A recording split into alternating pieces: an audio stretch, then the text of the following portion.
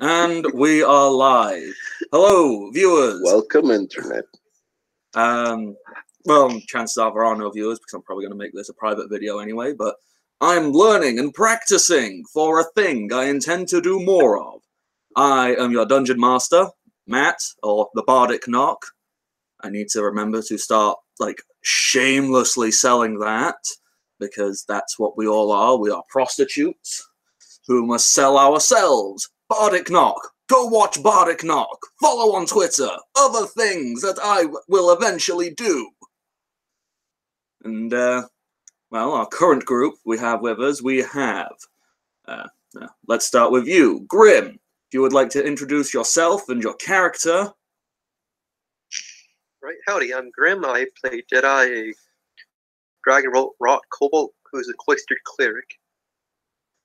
Alrighty, well, keep it simple. We don't need character, traits and whatnot. You'll learn that from listening and watching us do more things. Let's go next to TJ. Hey, I'm TJ, and I play Kylan, the Coloran Druid. And finally, the third player who bothered to show up today. Well, that's not fair. People couldn't make it. Nick. Well, hello, Internet. I'm playing Lyra, the 14-year-old Lesser Asimar Druid, with her big cat Raga, and she's also known as the Witch of the Forest. Alrighty. Where we last left off, this small collective, they have picked a title for their own group. They are called the BronzeForce. It was not stolen from someone else. We didn't just steal the sign from a random passing shopkeep. Definitely not. And well, they've been going on various adventures. No biggie. They just stopped. A humongous orc horde that was going to burn everything to the ground. Baby stuff. And something about putting a stop to an anarchist-led attempted overthrow of the entire regal system of the capital city. No biggie, right? You guys are essentially just some fucking jobbers. You don't matter. Except all the people we killed, but yeah.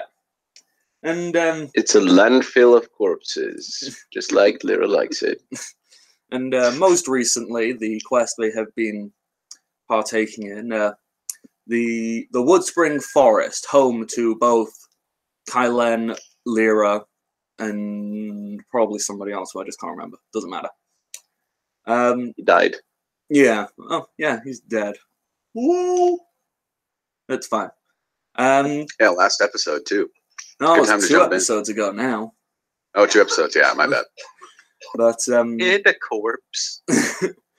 But yes, the Woodspring Forest, what is normally a beautiful green and verdant landscape, has, been royally fucked over, for lack of a better phrase. And our heroes are currently investigating it. So far, they have saved 1 of the 4 druid groves, and they are taking a brief respite in the Woodspring settlement, where an old friend of Lyra's has been found, severely injured, but alive. Hush, hush, go. And everybody else decided to go shopping, as you do in times of crisis. So, assuming there was nothing else anybody wanted to do where we wrapped up last time, I am going to make the assumption you all just went and got a good night's sleep. Indeed. Actually, I guess one thing I would do after testing it is get a decent supply of ale that I could fit inside one of my bags of holding. Yes, if you speak to the barkeep William, he'll sell you a keg. I don't know how many tankards that translates to. Probably a lot for a kobold. Yes, I'm just trying to remember where. No, I should write this stuff down more. No. Goods and services. There we go. Right. I have tabs open for reasons. Hooray!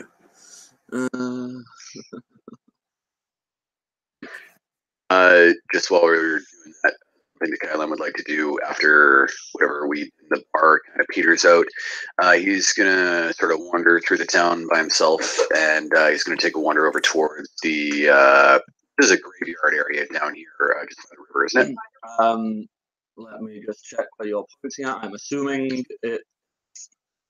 The area with all the crosses. Yes, that is a guard and memorial garden. Okay. So Kylan's going to swing down by that, and he's just going to expend all his remaining spell charges and plant growth and everything to add some new pretty plants around all the newest graves that have popped up in the last little while. Oh. So trying to ease the grief of some of the people around. That's sweet. Do you bleed over it? If he did, it'd bleed green. So sorry. Wow. Well, as you're walking around and looking at this lovely little graveyard and this area here, it's actually a statue, a beautiful statue of a beautiful-looking elven woman, in kind of like a very serious, dramatic pose, like a magical spellcaster. It's the only statue that's actually in there. Everything else is, like small gravestones and this, that, and the other. Oh, I can see if there's an inscription I can read or anything. Yeah, if you read the description, it's I'm just butchering words every which way today. The plaque in front of it reads Gahare. That's G-A-R-H-A-R. Gahar-A-E. That's it. G-A-R-H-A-R-A-E. It says, Witch of the Forest. Wife, mother, departed too soon. Sorry, it said she was the Witch of the Forest? Witch of the Yes. Woods? Okay. And is this a name I recognize from being Lyra's predecessor or anywhere else? Yeah, you know what? You'd recognize it. People have spoken openly about her. She, 50 years ago, because that's when she died. Everything happened 50 years ago. Seemed like it happened in time. Yeah, that's when the campaign really should have taken place. Right. But yes, it's very well noted that she gave up her life in a desperate attempt to try and preserve Tree Vale. She failed miserably. She was too weak. She'd lost too much of her power, and she just, she wasn't even killed. She just, dropped down dead. Kind of like just used up too much of her battery life and just gone. Okay. This real dramatic, serious moment, essentially like this explosion of magical energy, and then it's just met with. Use the corruption spell, did a 3d6 and all landed on 6, and one of our stats dropped to 0. That is exactly it. This is an unusual amount of information to gain from a statue. Well, no, the writing just keeps going and going and going. It's like written around the back of the statue at this point. If you look closely, you just notice the entire statue. Statue's nothing but text.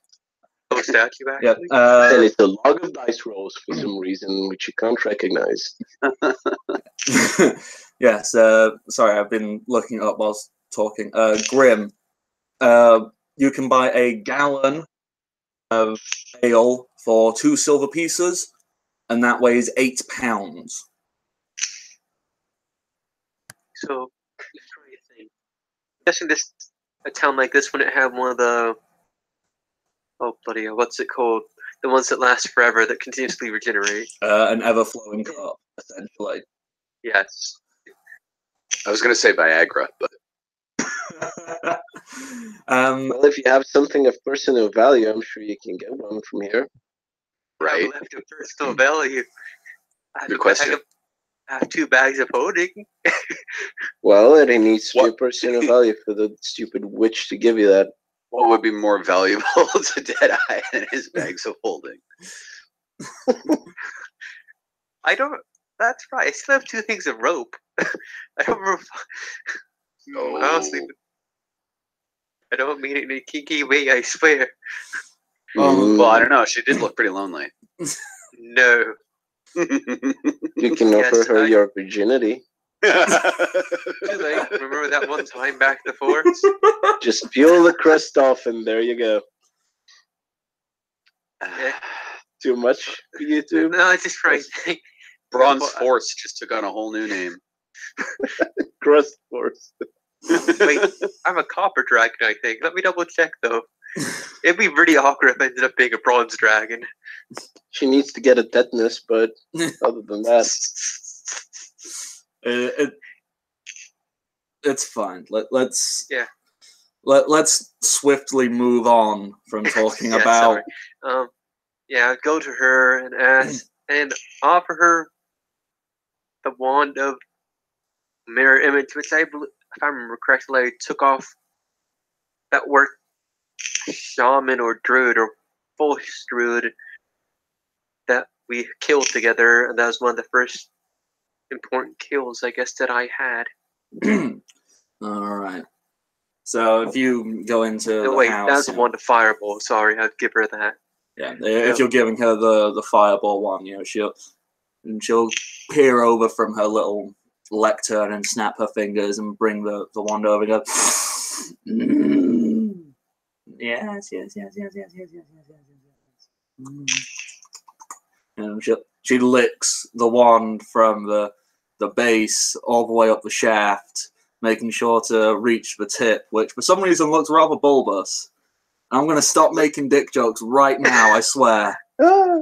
I She picks up 2 promise. oranges from the side table and casually starts flipping them around in her hand at the other end. Yeah, no, she slots the wand into a special holder, I don't want to know what. which has 2 spears that hold the wand in place at the bottom. Yes. I see you worked hard for this. You worked very hard. Yes. All that trouble I went to avoid making a big hard stick joke in the opening, and here we are. You've come really far since getting this, haven't you? Quite. Came so much. it's been a moist experience. Oh, what's wrong with me? Serious. Putting on our game face here, guys.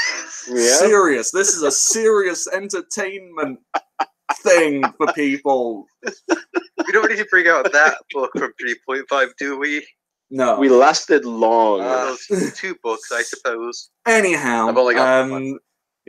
Even the old woman herself, she goes, quite frankly, I'm bored of making these phallic comments. I'm just going to say it's a very impressive little wand, and you worked very hard. You worked for it. We're not using those naughty words because you have a dirty mind, little kobold. Dirty. I've said nothing. I've merely agreed that I have worked for it. And you wanted an ever-flowing cup. Yes. Yes, An infinite water sack. Oh god, that doesn't sound good either. I have a spare one of those if you want me to put that up for part of the deal too. You know what? You can blame those bloody wizards. They're also sexually frustrated. Everything sounds rather naughty. Dirty I'm not a wizards. wizard. Aren't you a little bit more fermented liquids? Anyhow. You want something to essentially produce an infinite amount of an alcoholic beverage. Is this what you're asking of me, little dragon boy? Indeed. Because it would complement the first exchange we've had quite well. She snaps her fingers and a goblet kind of flows over to you. It's like, I suppose that's not much use. How would you get the goblet?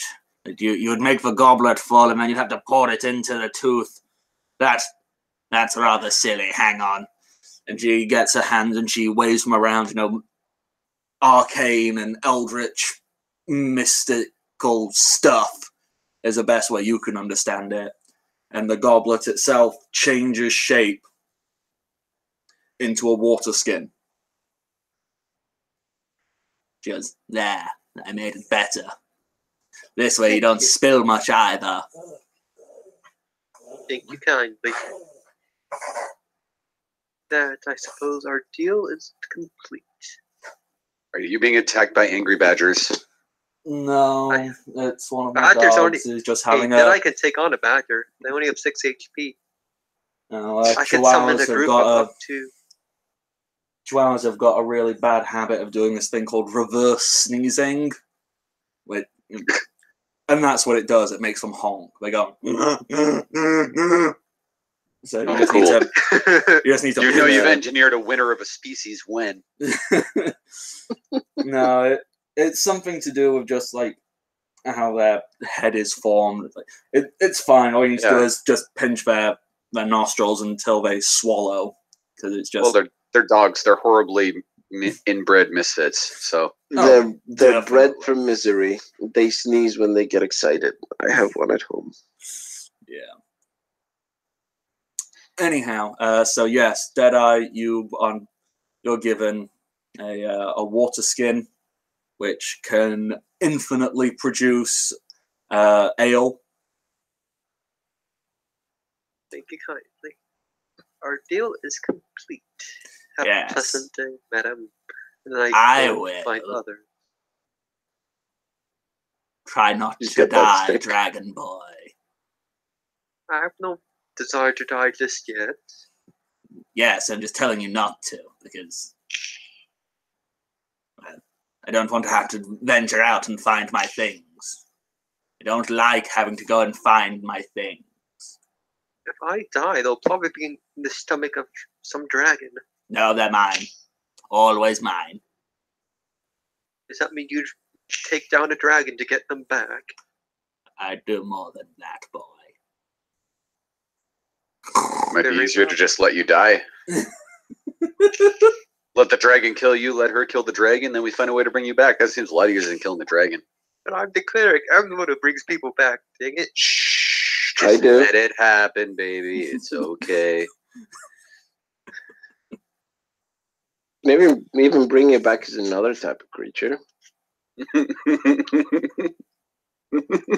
Yeah. Birds are nice. Haven't you ever wanted to fly? He can Yeah. fly. He's got wings. Yeah, but Well- he's also got all them scales getting in the way and shit, you know? You can be a legendary eagle. But Fuck you. Awakened legendary eagle. So to make it better, an awakened half dragon legendary eagle. Alrighty. So Kylen has gone and looked at the lovely little graveyard. Deadeye has gone and secured that. Other than that, everyone gets a good full night's rest. Morning comes. It's not a particularly bright-looking day. It's...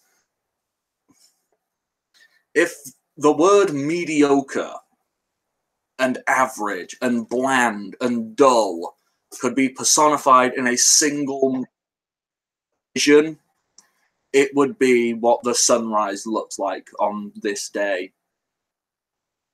Meh. It's not bright. It's not warm. It's just cold and bland, as if there's no life energy where you are. hey, we're in the UK. Yay!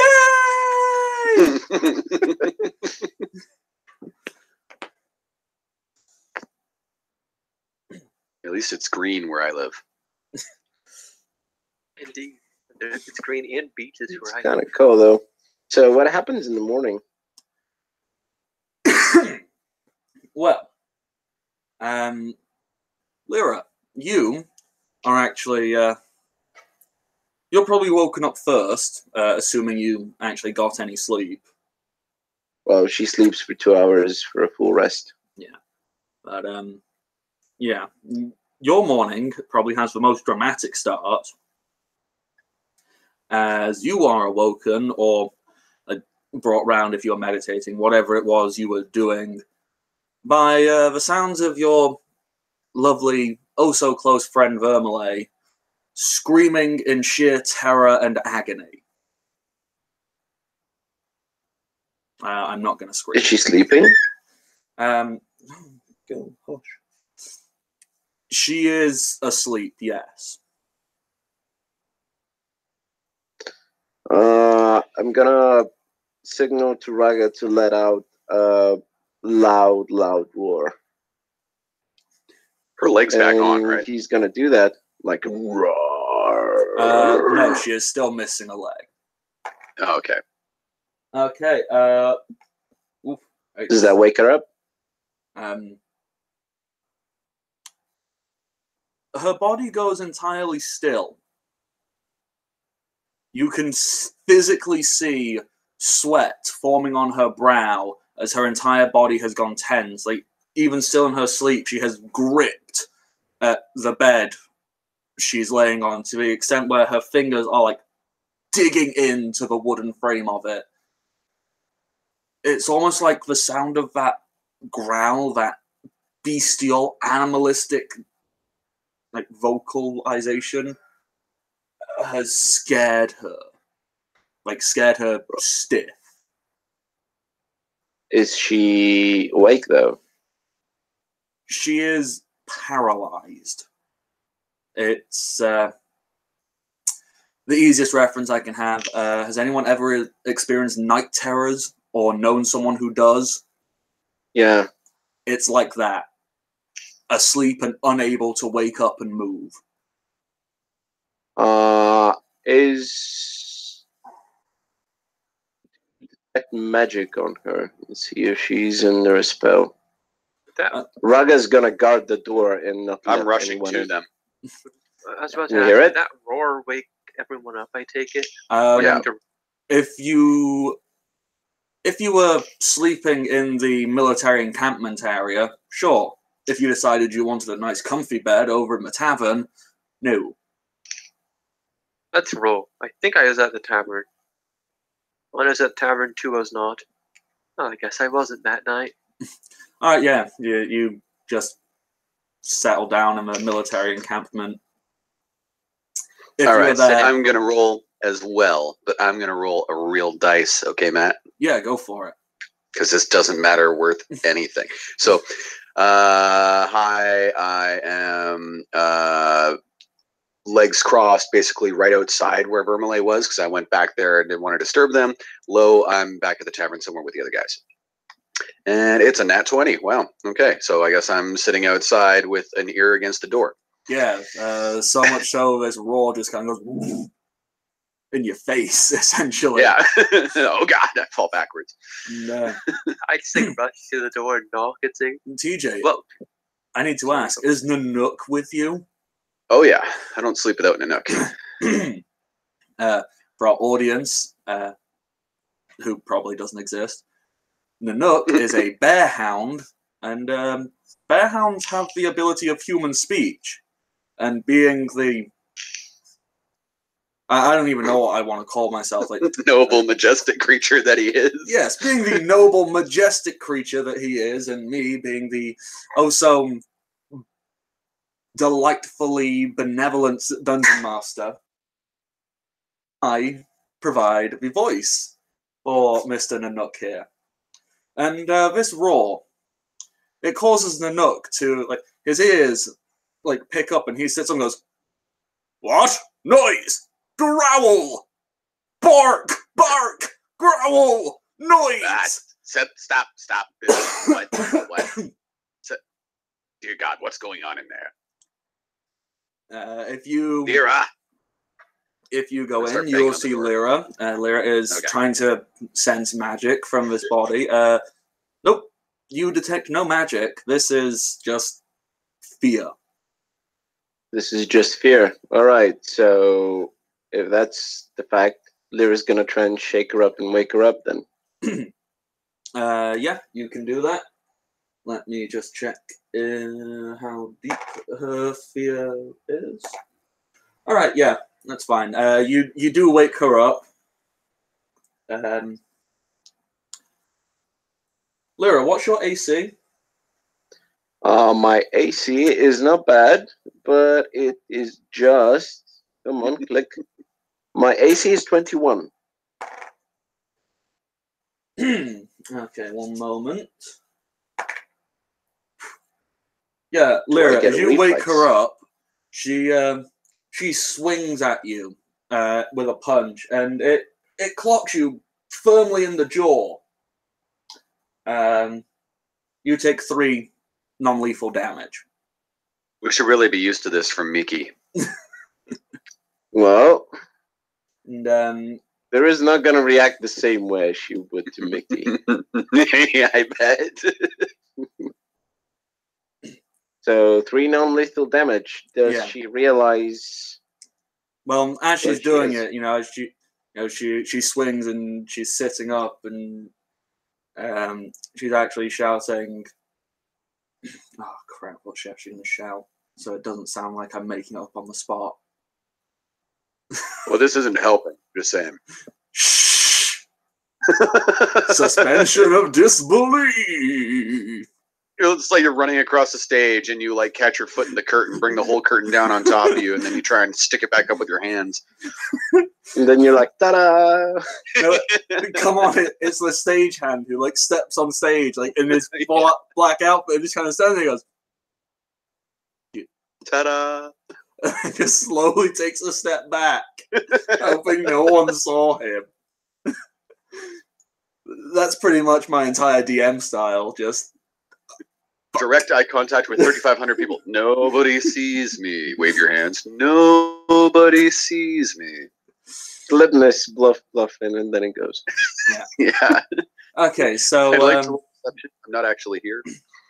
So anyway, as she sits up, she swings this punch and she screams, "Get away!" Like, in case that didn't come across, "Get away!" is what she is screaming. Oh. Well, Lyra is gonna smile at her, and we'll go, "Whoa, somebody's having a bit of a nightmare, is she?" And she's just gonna have the most innocent little smile looking up at her, despite the punch. Yeah, if you look over, you see Vermele. She is now sat. Her leg, singular, is over the edge of the bed. Her head is down. Her hair is completely disheveled and hanging. She, the easiest way I can describe it, because I'm a massive fucking weeb, it is your like cliched anime protagonist pose of something awful has happened to them. You know, that it's so hard. What does she actually look like for, like, I just want to get you into the habit of, for first-time listeners who have no idea what she looks like. Yes, I should have described her properly. Yeah.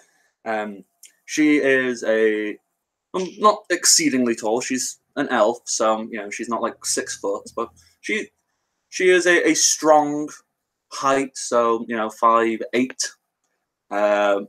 Not broad-shouldered to the extent of being super butch. She still has a very feminine quality, but it's a strong woman.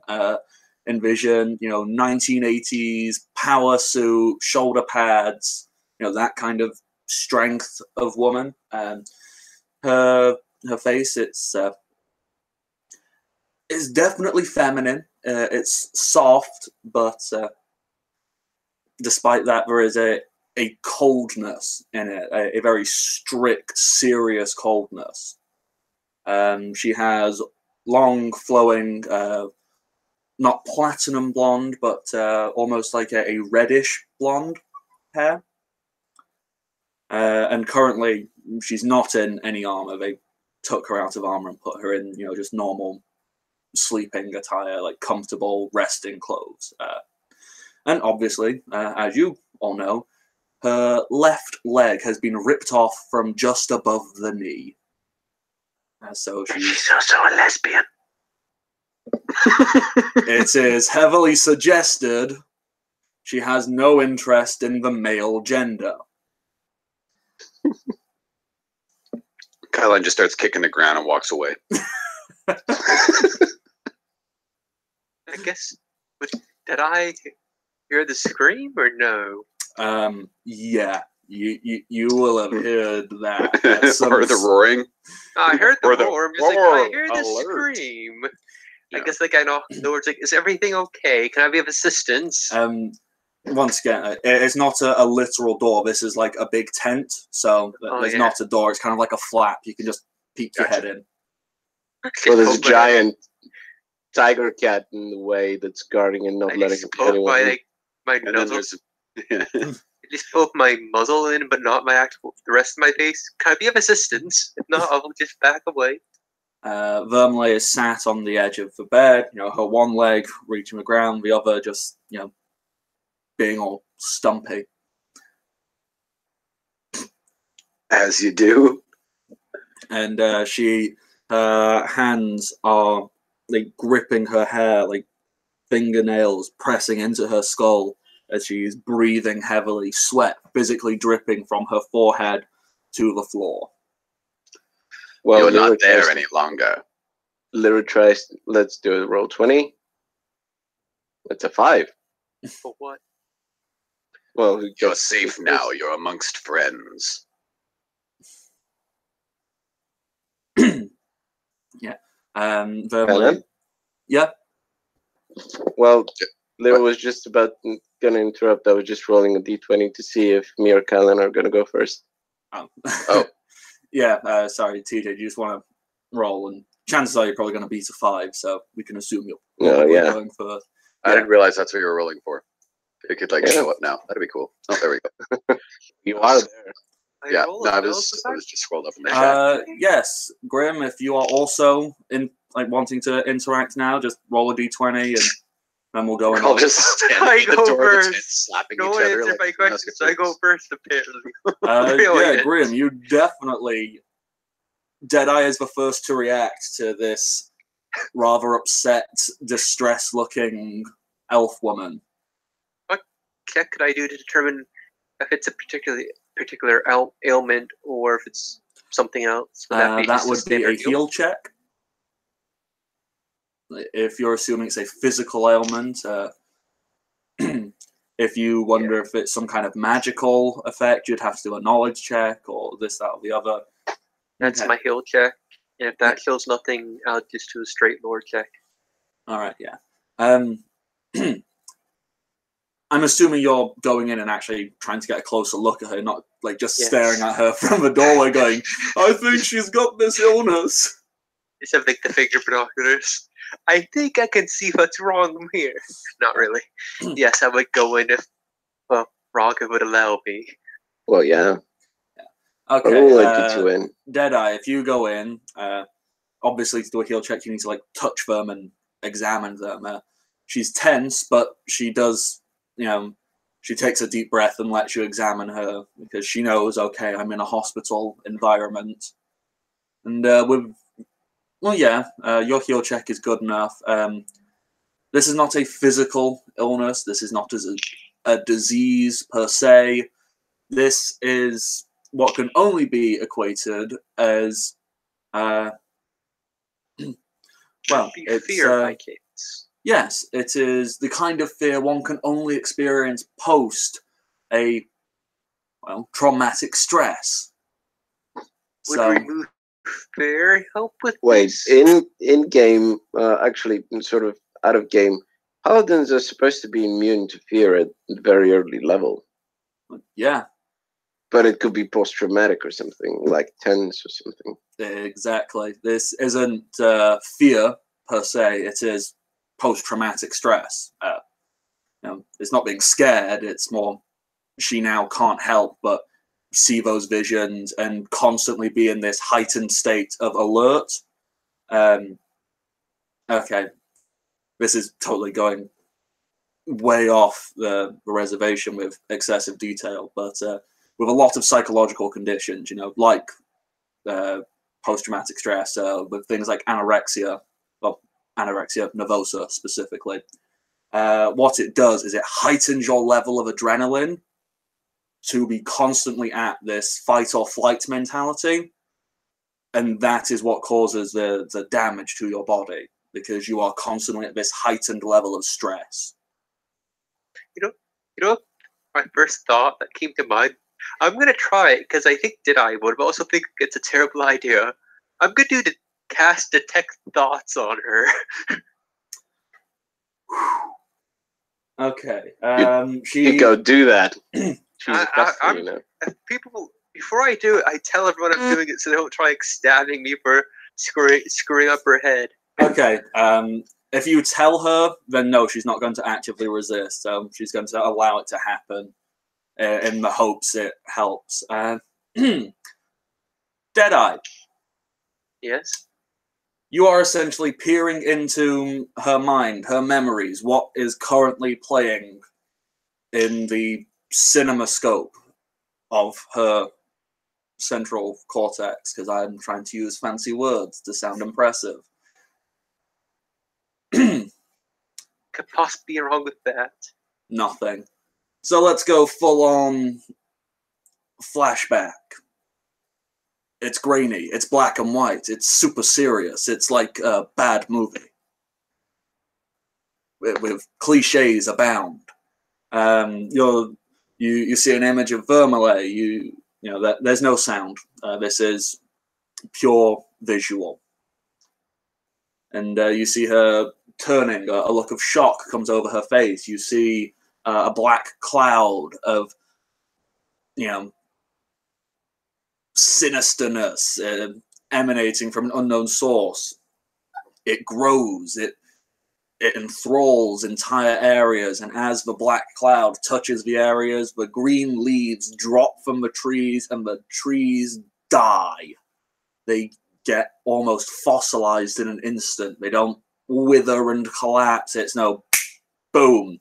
They are just dead in place. And as this black cloud gets closer and closer, you see that you have seen a vision of this man before. He is wearing autumnal colored clothes, so it's, you know, reds, yellows, browns. There's a purple aura coming from his eyes and face. You've seen this guy. You know who that is. You have never met him. You have heard other people talking about him as Phallus, the guy who used to, you know, be in charge of the orchard. He was a good druid guy. Nothing wrong with him. You see Vermeille charging towards him, drawing out. It's a very impressive looking sword. Pretty big as well. Not great sword sized, and it's also really thin. And, you know, she can wield it with pure dexterity. And one-handed as well to boot. It's a very impressive thing. And she, you know, you see like full-on anime scene, you know, running, the speed lines behind her, and she tries to stab her sword into this hooded man. When she does so, the man vanishes. You know, she has just got a rag impaled on her sword. And then, okay, I need to look up the exact description of this thing so I don't mess it up. I'm like 99% certain I've got the right description, but I just want to make double certain if you'll just bear with me. I don't know, man. You did such a good job of describing that wand earlier. I'm so good at describing things. All right, yeah. Certain things. Yeah. It's a skill. We all have our interests. Yeah, we do. Okay, so from Vermeille's vision, like what you're seeing, so she stood there. She thought she'd just stabbed this guy, but nope, she's just stabbed a piece of cloth. And then, from the illusion or whatever had happened to the person she thought she was stabbing, from where that it was, all Vermeil sees is a giant grey claw swinging at her, smack going right into her chest and knocking her to the ground. Then the vision cuts and you get a better view, and what you see is a hulking biped, and it has the mass of a giant. It's got a stooped frame, so it's got a bit of a hunchback, and it's a grey, hairless body with broad shoulders. The arms are long and sinewy. Yeah, that's the way you pronounce it.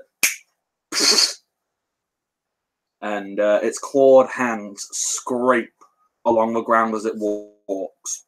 Its sloped forehead bears 6 small yellowish eyes. Its mouth is wide and powerful looking, filled with black teeth. The next thing Vermeil sees is this mouth going for her. And Vermeil tries to rush back, to dodge, to roll. And yeah, she does. The mouth doesn't hit her. The claw does, catching her left leg just above the knee. It is ripped off in an instant. Vermeil shrieks out in pain, and that is where your vision ends. Deadeye, please make a will save. This should be interesting. This is to see how you react when I pants you. Do kobolds wear pants, though? No, this is a lovely vision to enter to. Oh, Nichols, you have made it. Yeah, sorry for being late. It's not a problem. Everyone's running late. Okay, so what we're doing here is I'm currently streaming this. And then chances are it's not even going to go public. It's going to be private. This is so I can judge myself and how I do all this malarkey. So if you would be so kind as to quickly introduce yourself. Oh, okay. I'm Brian. I play Atra Corona, basically Batman with 80 edition in medieval, who uses a gigantic great bow that fires javelin-sized arrows. She hates magic and is a former noble, trying to get her status back. All right, She kills everything for us. That is, it's actually kind of depressing how she's probably got the highest kill count. Oh god, yeah. For an archer, she actually does damage in 3.5, and that's amazing. I mean, we killed a lot of guys when we burned those orcs at the Varscum, but Atra's definitely got the most straight up, one-off kill count for sure. The definite. Do I pass the will check, or do I just have a slight breakdown as well? Yeah. Deadeye. Consider yourself At home? Consider yourself part of the family? Exactly. I need to check. What is the lowest form of frightened? Is it Shaken. yes? You can consider yourself shaken after not just seeing, feeling Experiencing it. all of that. In fact, you need to reach down and check your leg is still there because it felt that real. Yeah. Also, I tell everyone else why she's freaking out and suddenly scream, retelling what happened in her mind. Yeah. Okay. So can I make knowledge nature to determine what the creature is, or if it's a different creature? Or do we have enough information to go by? Yes, if Deadeye describes what he saw to you, you can attempt to try and figure out what that thing was. Alright, I'm I jumping think on I that know too. what it is. Do I? Out of character, I know what it is too, because I absolutely love this kind of creature. It's a great creature. Holy Christ, Deadeye.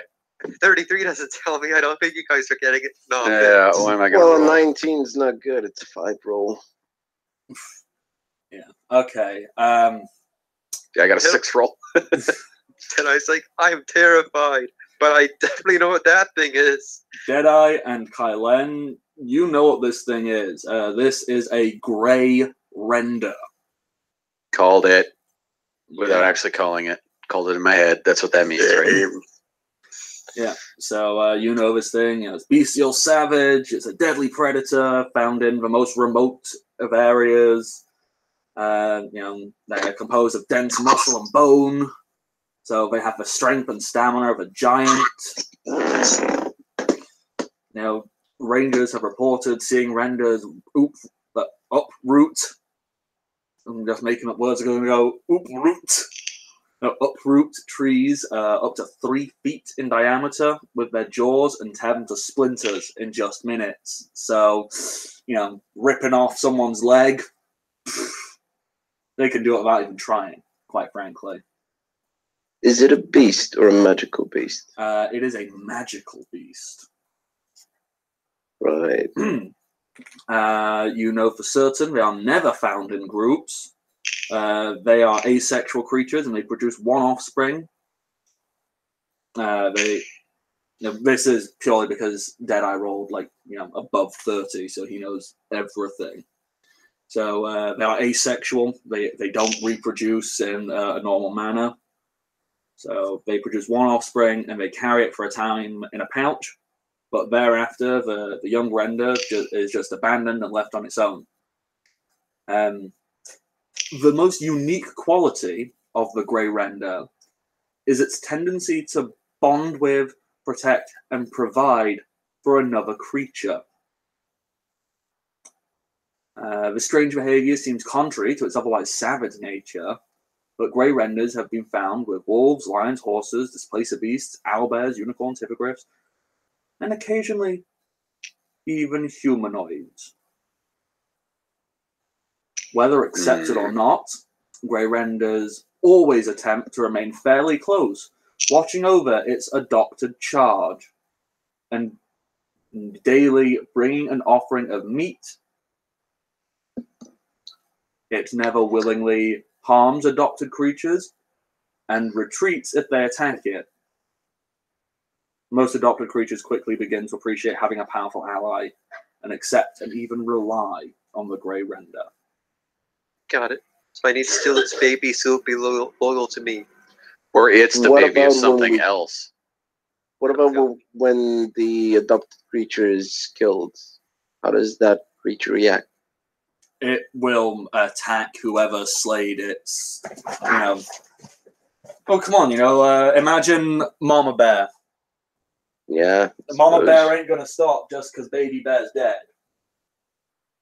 Do we know if they're dexterous? Dexterous? Yep.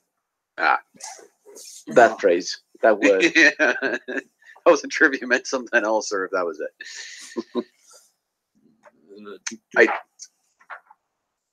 On a scale of 1 to 20. They're great. You know, we had to give it an arbitrary number. Yeah. I doubt they're too overly dexterous. Let me check.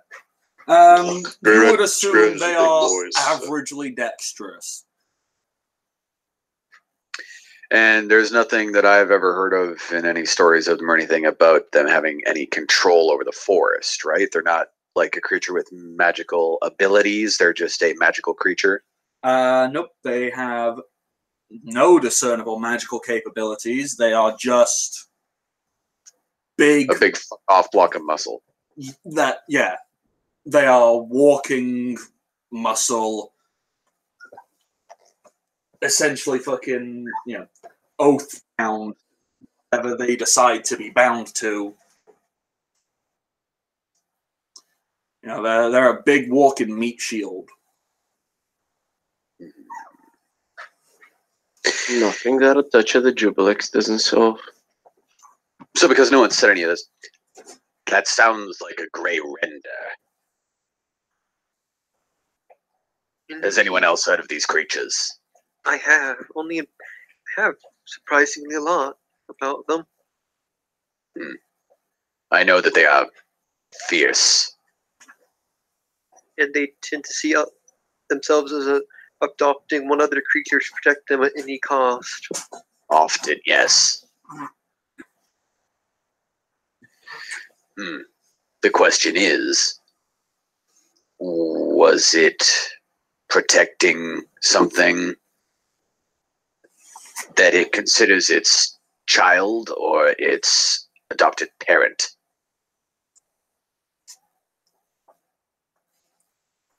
Could it have been raised to protect a humanoid or some other creature that raised it? I've never heard of that. There'd always be a first. True. I'm sure if you really want to do something like that, you could try using some mind magic, but... Is Vermilye still screaming? No, Vermilye, she's calmed down, you know. Deadeye's come in, checked on her, like... She's obviously not doing great, but... Is she capable of talking? Like, can we ask her questions instead of standing with her thumbs up her asses? She can talk. While they were discussing this, Lyra would have walked up to Vermilye and just hold her hand and just look up with a smile with 3 non-lethal damage that she took in the jaw. Yeah, Vermilye is finally going to realize, like, it is just dawning on her, like, oh. I punched a little girl in the face. My bad. Oh, wait, I know this little girl. And she is going to go, oh, Lyra, I'm sorry. It's just, I thought you were the creature. Well, Lady Vermilye, that's very flattering, but I'm a big girl, I can take it. And, you know, bonobos do that, so it's okay. Now, you gorgeous Stumpy, let's get you fixed up. And he'll give a cheeky smile to Vermilye and turn to Deadeye and ask, can you do something about the leg, Deadeye? Not at my current skill level. I know a spell that could do it that require someone that is a greater cleric than I. Kylen raises his hands and he casts Create Water, and he creates a bubble of water above Vermilye and drops it on her. Why? Oh, I'm sorry. I can still hear the screaming in my head. Vermilye is sat there, you know, is like in what is essentially like a nightgown, you know, the equivalent of, you know, now dripping wet. And she just kind of looks up and goes, I don't think that was necessary. Lyra's gonna do a will save. Okay. These be fine words. Lyra conceals her arousal. What? Oh, I was thinking something else altogether. Well, that's good. You don't know the history there. You just don't know the history. I know nothing. It's just like your buddies. Yeah, you're right. We do not know that history at all. I thought you were doing a will save, like not to do the same thing to Kylen or something. I thought I was gonna get like punched through a wall, Mickey style. Yeah, I thought Lyra was gonna like leap and rip out Kylan's throat and go, "That's my friend." I was looking around for where Raggle was. Oh shit! Cover my throat! Cover my throat! Well, Lyra will turn to you, and we'll go. Well, would you guys give us a couple of minutes? Possibly find the cleric that can restore her leg. Yes, let's do that. There won't be one here. It's not going to keep us from looking. Look, it's fine. You know, I can learn to live without it for now. Just Lyra, passing my sword. You know, there's all of her things like over on a desk in the corner. Lyra will turn a bit sad. He'll go to get the sword and and the shield. Well, just the sword, I suppose. And she'll hand over the sword and just while she's passing the sword and go, "Well, told you before. You don't have to be a soldier. You are a leader. People love you." Yeah. Vermele, she's gonna like use the sword. Like she's essentially gonna try and use it as like a pseudo walking stick. Hold on. Like Can I move forward? There's one idea I thought of. If you don't mind, wait. I'm moving up to Vermele, like with my hands outstretched, like with eyes on her, making sure she's not going to try and stab me because I'm moving up to her again. I may be able to remedy this situation for the time being, not permanently. And if she doesn't resist, I'm going to cast Jimmy's spell of shape hands, and I'm going to create her a leg. Nice. Before you even did that, I was thinking to myself, Jimmy 2.0. Oh yeah, this is definitely going to be a theme. I'm going to see like how many different body parts I can remove from people. Eventually, going to come across the headless horseman. How often that should happen in a game like this? There should be people getting dismembered and stuff way more often than they're dying. Well, yeah, like I personally think it's really interesting. Yeah, and okay, whatever you want to call it, I think it. Okay, it's a very lazy way of doing it, I'll acknowledge that, but instantly, you remember this character. You remember the dude with one eye, or the guy with only 4 fingers. That's exactly it, yeah. I mean, I still remember, I cut that finger off. Yeah. I still remember my first ever D&D game. You know, I don't remember like 90% of the NPCs the DM threw at me. I remember the one me and the other party members nicknamed Three Finger Dingo because he only had 3 fingers. Like, yep. He had a real name and like a backstory and was imposed. Like, nah, fuck it. 3 Finger Dingo. You're Dingo now. You know why he had 3 fingers? Because he pinched the barmaid's ass too many times.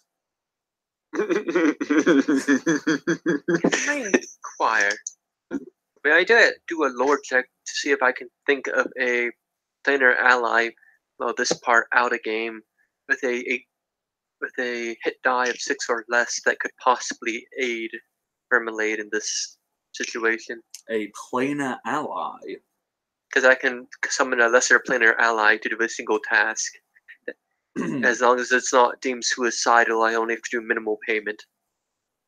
Well, let me just check the planar ally spell and what you can summon, because this is not. How long does that last, actually? Well, it casts 10 minutes. Bloody hell! Sorry. Let me rephrase that.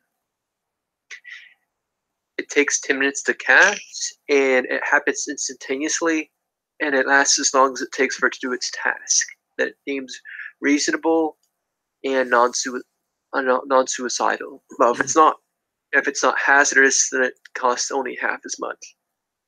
The downside is that the cost is 100 XP. I'm not sure how you're gonna roll with that or not. Okay.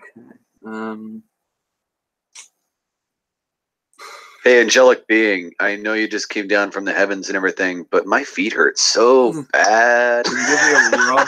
Technically speaking, you could do that. Just like carry me to point A to point B. Why? Imagine how pissed off that angel would have to be, not only to show up, find out that's what you want, then have to give you half off for it. It's not hazardous. They would. Well, we can definitely do an animal friendship, but she's the owner of this place. So as an owner of this place, she can get a mount and just keep riding it. It's like, how come all these angels we see keep giving you this look? I don't know. Angel, carry me to my bed, please. I have no idea why they keep looking at me like this. I am lazy tonight. Why do you keep doing that? Well, seeing what it takes for heaven to say no. Or the celestial plane comes in. You will be smite. Okay, this might methods. When they stop, that's when I start using fiends and demons to do my task. Yeah, this might take me a while because there's a shit ton of outsiders. Sorry, it just came to mind that one of them might be able to help. I don't know. There are a lot of them. I have no idea if any of them can actually cast spells that high level. And I'm just sticking to the normal monster man. I'm not digging out the other ones I've got, because otherwise I'll be here for literally the rest of the session, just flicking through. Go, what does that do? What does that do? Kind of makes sense if he doesn't know of one that can do that, because he wouldn't have an encyclopedic knowledge of all the outsiders' spell-like abilities. I was wondering if I should roll a lore check or something, see if I'd even have an idea of what they could do. I just know I could summon one. I wouldn't necessarily know what it does. Okay. Just for simplicity, I'm just going to look at angels and archons for now, because they're the simplest. Okay. Well, if anybody has it, it's going to be them. Well, you can't summon an astral deva, because that's too powerful. You can't summon a plane tar, that's too powerful, and you can't summon a solar, because that's too powerful. So that rules out any angel. So let's look at your archons. You could summon a hound archon, but a lantern also, but I don't think you can summon a trumpet. Where is trumpet? Where is trumpet? Tell me what your health is, trumpet. I think they're like 16 die. It's something big. Oh yeah, trumpet you can do an is Azer. 12d8. So But it's fire. I just summoned. Wait, I'm trying to see how big's a hound. Okay, no, a hound archon wouldn't help you. Okay, so what else do I think? Archon is just ball of light. Okay. And while Matt makes a ruling, a limerick. There was a young sailor named Bates who danced the fandango on skates, but a fall on his cutlass rendered him nutless and practically useless on dates. You know, I saw that written in the bathroom stall once. That's where they all come from. Every last one of them. Yeah, it's the only place you're allowed to write them. Thank God for Ireland.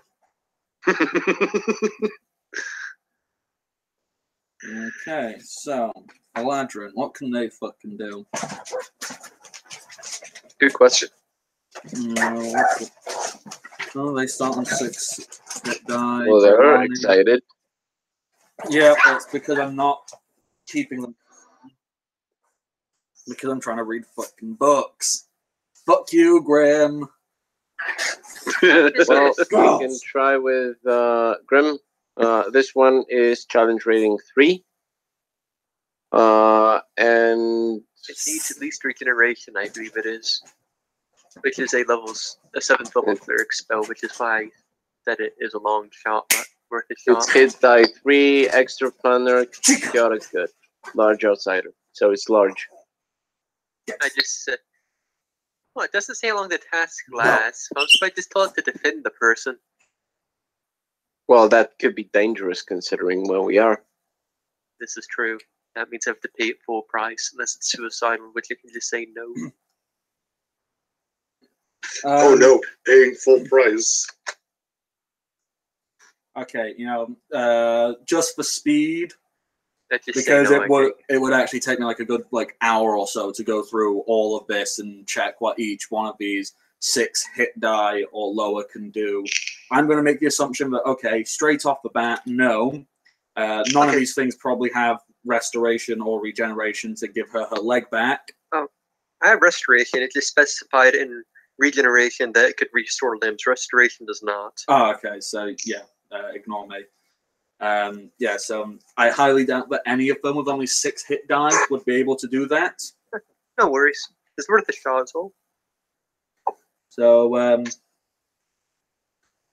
if you were just wanting to summon one to, do something. Where is the nearest person that can aid us in this task? Well, you have to go to this plane. On this plane, dang it. So, if you're just wanting to summon one and be like, hey, lend a hand, that's fine. You can pick that of your choice for whatever you want it to be. I'll wait for now. As I said, I could spend a good couple of hours going through and double-checking everything to try and find a specific, but, that's a pretty huge task. Sorry for the inconvenience. No, it's fine. It's clever thinking. Obviously, something I didn't think of myself. So, so aside from that, Kylen, you were using Jimmy's homebrewed spell of Shape Hands. One slight downside, she doesn't have like a peg leg in place yet. It's still stump. Then I withdraw a seed from my sash and craft it into a bough of a tree using druid craft, or as much of a sprig as I can, and then use shape hands off of that, if that works. There you go. So you're essentially making her a peg leg, but you know, actually resembles a real leg. Yeah. Yeah, that's cool. You are helping her with that, and she, all right, you know, a crutch that she doesn't have to hold on, basically. Yeah. Well, as I said, it's essentially a fancy looking peg leg, or you know, okay, she's not 100% on it because you know it doesn't weigh the same. But she can stand without having to lean on someone. Yeah. You know, she's still going to make use of her sword as a temporary walking stick, because you know she likes to. She wants the extra stability, and you know she doesn't want to be too far away from her sword. You know, she's a paladin, but that's like 99% of her personality. But she's not. Well, if you hadn't have done that, basically she was going to try and she was going to fall flat on her face and like embarrass herself and feel really shitty and weak. So you actually prevented that. Well done. Cha-ching. Yep, she's stable. She can move. She's still stood there in a dripping wet nightgown. I feel less bad about that now. She still kind of looks at herself and goes, "If you would all be so kind as to leave, I would like to get dressed." Yes, I believe we were in the middle of doing that. Indeed. And Kylan turns around and tries to walk out, but there's a wall of people in the doorway. Well, Daryl looks up at Vermine. Is she waiting for me to get out of the room too? Obviously the people she doesn't know leave soonest, so Deadeye, TJ, Nanook. This is a joke. I'm so tempted to try hiding, but I think that ends so badly. Well, Raga has sent, so it'll be a bad choice. And, you know, the two of them have eyes. I know, that's what I said it badly. Maybe hilarious trying. I am a lamp. And all you're telling me now, Graham, is that Deadeye's got a stump fetish. What? I wasn't thinking of that at all. Well, is that what you want to see? You want to see some good stump? He's been having a secret affair with Jimmy behind all our backs. How could you? Been getting them makes Jimmy non-hand take jobs. off his hands and give him a stump job. We both raced for that joke. We should have had a roll off to see you guys do it. Okay, deep breath. Serious. I'm so glad this is not the finished product that I'm releasing out into editing the world. is a thing, bro. There's going to be a lot of it. I think editing would take away from the truthfulness of us. You better. What would happen if this is actually public and people are watching? How confused would they be by this point? Technically, it's public. This is currently streaming, so anyone could be watching this right now. What? Oh, you're actually streaming it? Right people now. Are watching, hello. What's the link? So I can look at. We are ourselves idiots. Yeah, if you could be streaming on my YouTube channel, you know. Is anyone watching it? I have no idea. Where do I check that? Can see how many people are watching it right now, I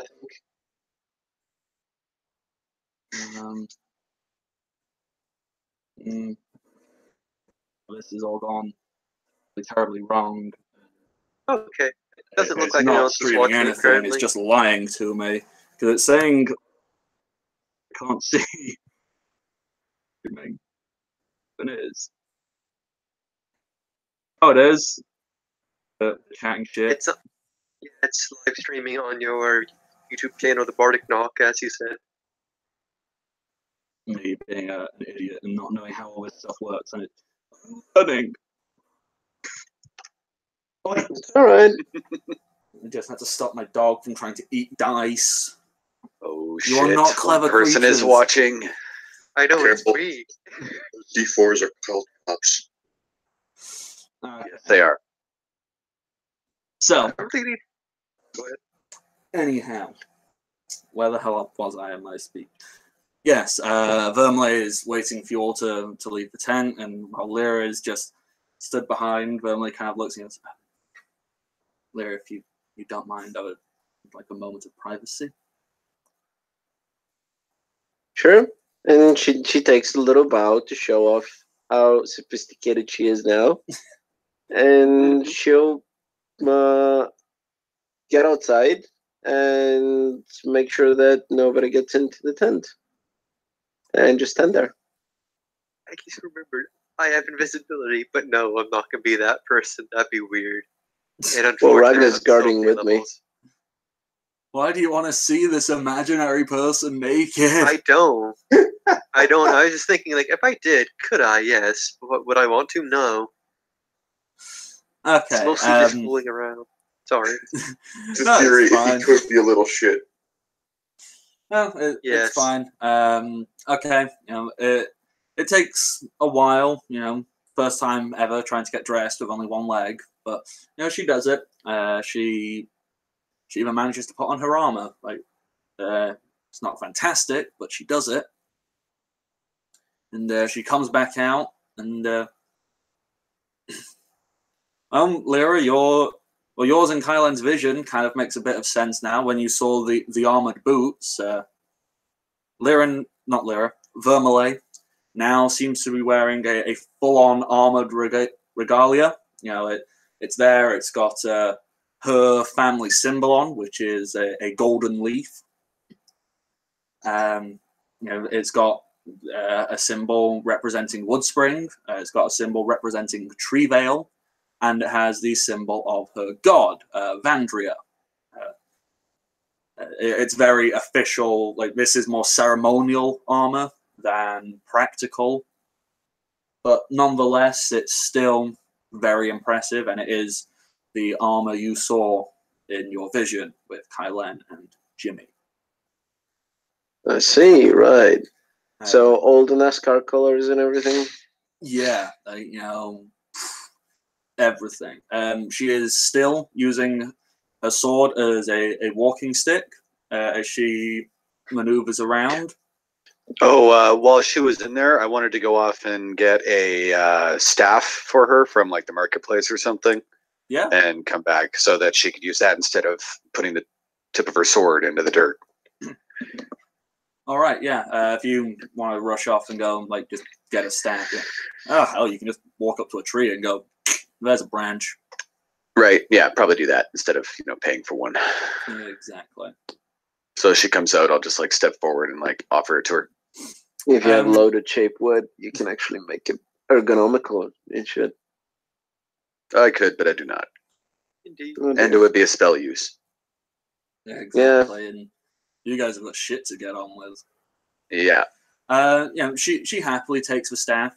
She adjusts her sword because where it used to rest before, it very heavily leant on her now missing leg. So she's changed it. She now has her sword on her back. Clunk, clunk. Yeah, there is a very weird sound when she walks. Obviously, one leg is solid, and the other is kind of, it's just got like a stick in it. So so when she walks, one foot doesn't quite sound right. It sounds very hollow. But she's managing it. She's walking. She's moving around. And She has like the leg of her armor strapped on around the peg leg. yes, Awesome. it's really No one fucking cool. Really, I quite like the image of it because I also love the idea of next time she's in a fight, someone tries to swing for her leg and just the armor flies off and she's like, "Fuck you." At some point, I desperately want to play like an amputee character in some description because I think that'd be a lot of fun, or with amusing things you can mess around with. I'll run a game sometime, and you can totally play Jimmy. Yes. Well, As a bard, have an arm flute. That's just all. No, come on. Recorder Oh my god, hands. you know, it's a bard and he's missing all kinds of different limbs. You know, a finger is a harmonica on one hand, you know, his leg is like a little banjo, so he just sits there and crosses it and goes do do do do do do do do. Be amazing. He picks it with his tongue.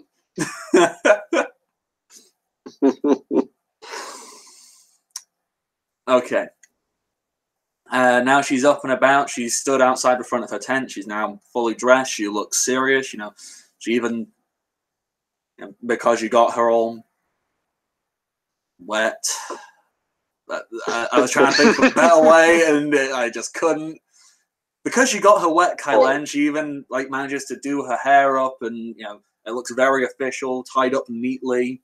And she looks like she's got herself together. There's still a glimmer of terror behind the eyes, but she's putting on a good show. And she'll stand before all of you and go, all right then. What's the plan? Lyra turns around because Lyra's a good girl. She's been behind her back, and she's going to give it a little smile. We go, well, we stopped this. And she just gives a cute little smile up at Vermilye. But please tell me how you are right now. I'm going to be fine. That's the spirit. And she'll give a good little hug on her strong side, where not her stumpy leg is. Hug the stump. No, not hugging the stump. No, you give That's her an a real entirely hug. different kind of fetish. Yeah. That's And my fetish. and Just so she'll you know, go, it's not let me my formally introduce you to my friends. Where would you like to? Would you like to go all the way to the Drunken Horse? Was it the golden horse. the Golden Horse? Would you like to go to the Golden Horse? I think you can use a drink. And she's gonna smile the whole way, really, really happy that she's alive. When you suggest that, Vermilye's gonna like stroke your hang up. You realize it's barely past sunrise. It's not quite appropriate to start drinking yet, Lyra. Not if we're having a business meeting. Kylan pulls out the pipe. And she's gonna be a super proud girl, like when she brought like if she's brought a macaroni painting to be pinned to the fridge or something. And Vermilye can see that, you know, in contrast to when she first met you, and you know you were chewing orc faces, and you know Vermilye, she acknowledges that you have come an awful long way, and she's very impressed by it. And she goes, well, you know what? It's midday somewhere, and that's reason enough to have a drink. Well, let's go then, and Lyra will signal to Raga, and Raga will present himself as to be ridden on. Yeah, Vermilye's not, whilst being an immensely proud person, she acknowledges, okay, it wouldn't be the smartest idea And she delicately sits on Raga. She sits him side saddle and lets Raga carry her. Well, Lyra's gonna hop on as well, just to make sure she doesn't fall off. Just supporting a little bit, and Raga gently. That requires no right checks to stay on. Will proceed in going there, and when it's well enough established that Vermily is not going to fall on, the hold that would have prevented Vermily from falling off will turn into a cute little hug. Yeah, you're having a little ride and hug. Aww. Okay. Deadeye and Kylen, I'm assuming you're heading off to the Golden Horse too? Unless I'm there's just going to anything stand else. here and watch them trot off into the sunset. If they stand here, it's like, hey, Kylan, want to see a magic trick? Oh, wait, no, Kylan's seen my drinking ability now, hasn't he? Seen your what? They've all seen it. Yeah, it's like, as a joke, Yeah. they want to see a magic trick. I'm like, wait, that's the old one then. Yeah, something them for a drink. What could possibly go wrong? Well, we're on the way. Actually, there. Lyra's gonna briefly tell Vermily that the Volkscrum is once the Volkscrum has been defeated, and she saw that.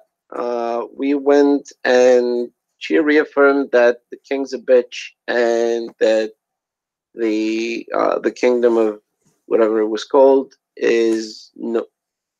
She's gonna go. Well, the big city are nothing, and filth is really worth nothing. So we can't really rely on them. Yeah, Vermily kind of does a little bit of a snorting. Yeah, that's pretty much right. What I assumed it would be. I remember my father desperately trying to get in contact with someone who moved there after the sacking of Treevale.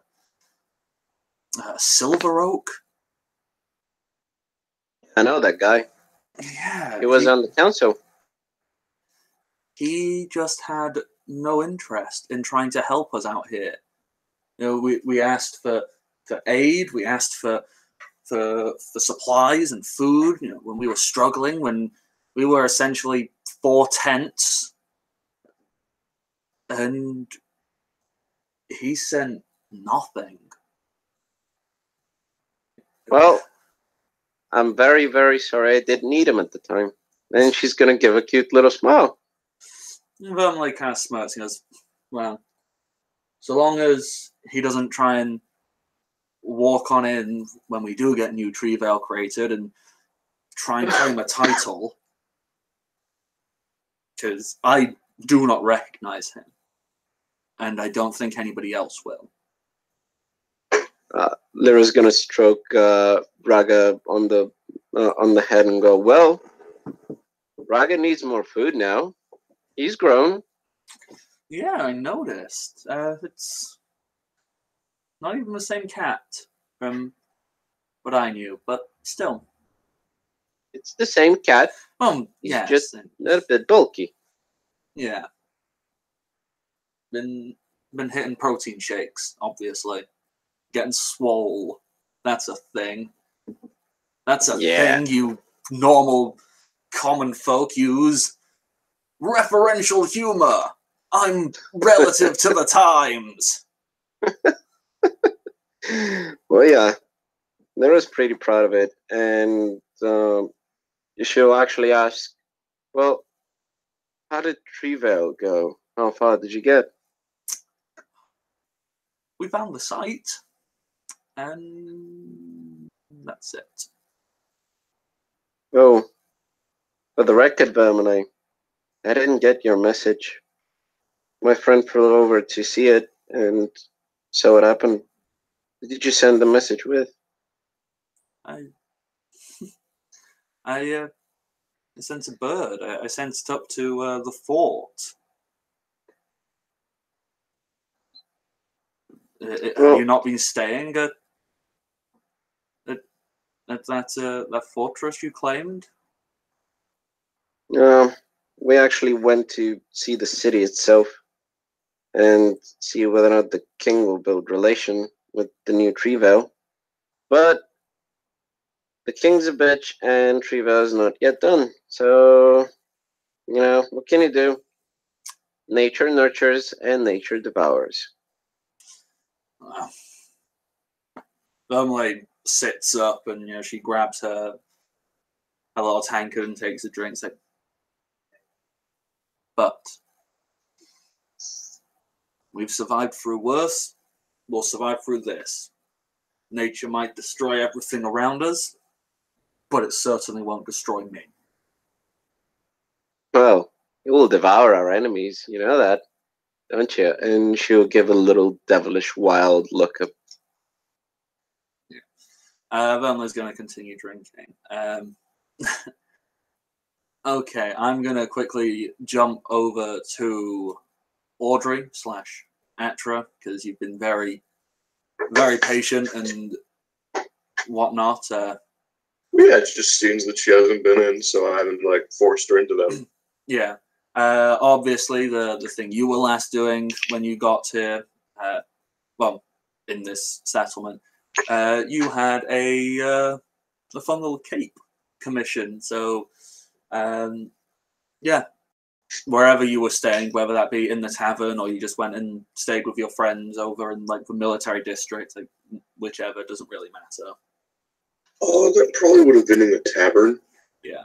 Mostly because she wanted the cloak and cape to be kind of a little bit of a reveal, something that she was happy about. Yeah. Well, actually, that ties in quite well if that's what everyone else is headed off to now. So they've all, you slept in a little bit longer, so you get to wake up and come downstairs and see your friends and this elven woman you don't know just sat drinking. Now the question is, does she have the cloak? Well, has it been delivered? Yes.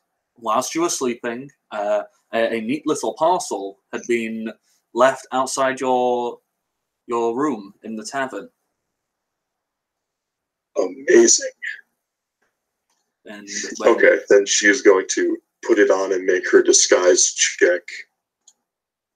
Pull down the cowl.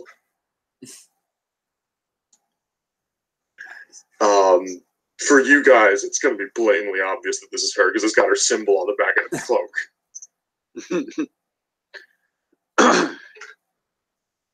Yeah, that does make it pretty clear. Yeah. Mm. Well, Alexander has the same symbol now. It's a real good disguise if you think it's Alexander. Oh, hi, Alex. You've gotten taller. And boobs. Nah, he already had those. That's why we all liked him, right? Boobs. Okay. Yeah. Alex, man. I'm just going to be taking a 10 on the disguise again. So anyone who, of course, does not recognize the symbol immediately has to deal with. Oh, this isn't that bad. Just DC 16 disguise. It was just a spot to get through it. Well, Lyra doesn't recognize the symbol. So here's a spot. Yeah, with that, Audrey, it would just be coming down. Well, it's an 18, so yeah. Yeah, you can see through it. I don't have that good of disguise with taking a 10. I can't see through easily as well, apparently. Your friends would all get a bonus to seeing through it. So. Oh, symbol, sorry. Yeah. Yeah, no, but I feel like any one of you that recognizes the symbol could immediately tell. Just double checking then. Yeah, so Atra, you walk down the stairs from the rooms, and you're here. You're stood in your fabulous new white silk cloak. It's got a beautiful engraving of an ashen crown emblazoned on the back of it. I personally like to imagine you've kind of got a Moon Knight look, from the Marvel comic books. It's pretty fucking badass. Or, Okay. Moon Knight is basically Marvel Batman. except he wears white, not black. Oh God. Yeah, no, that looks fairly accurate. Right. Well, we're just about to sit at the table while Atra's walking down, I suppose. Yeah. Right.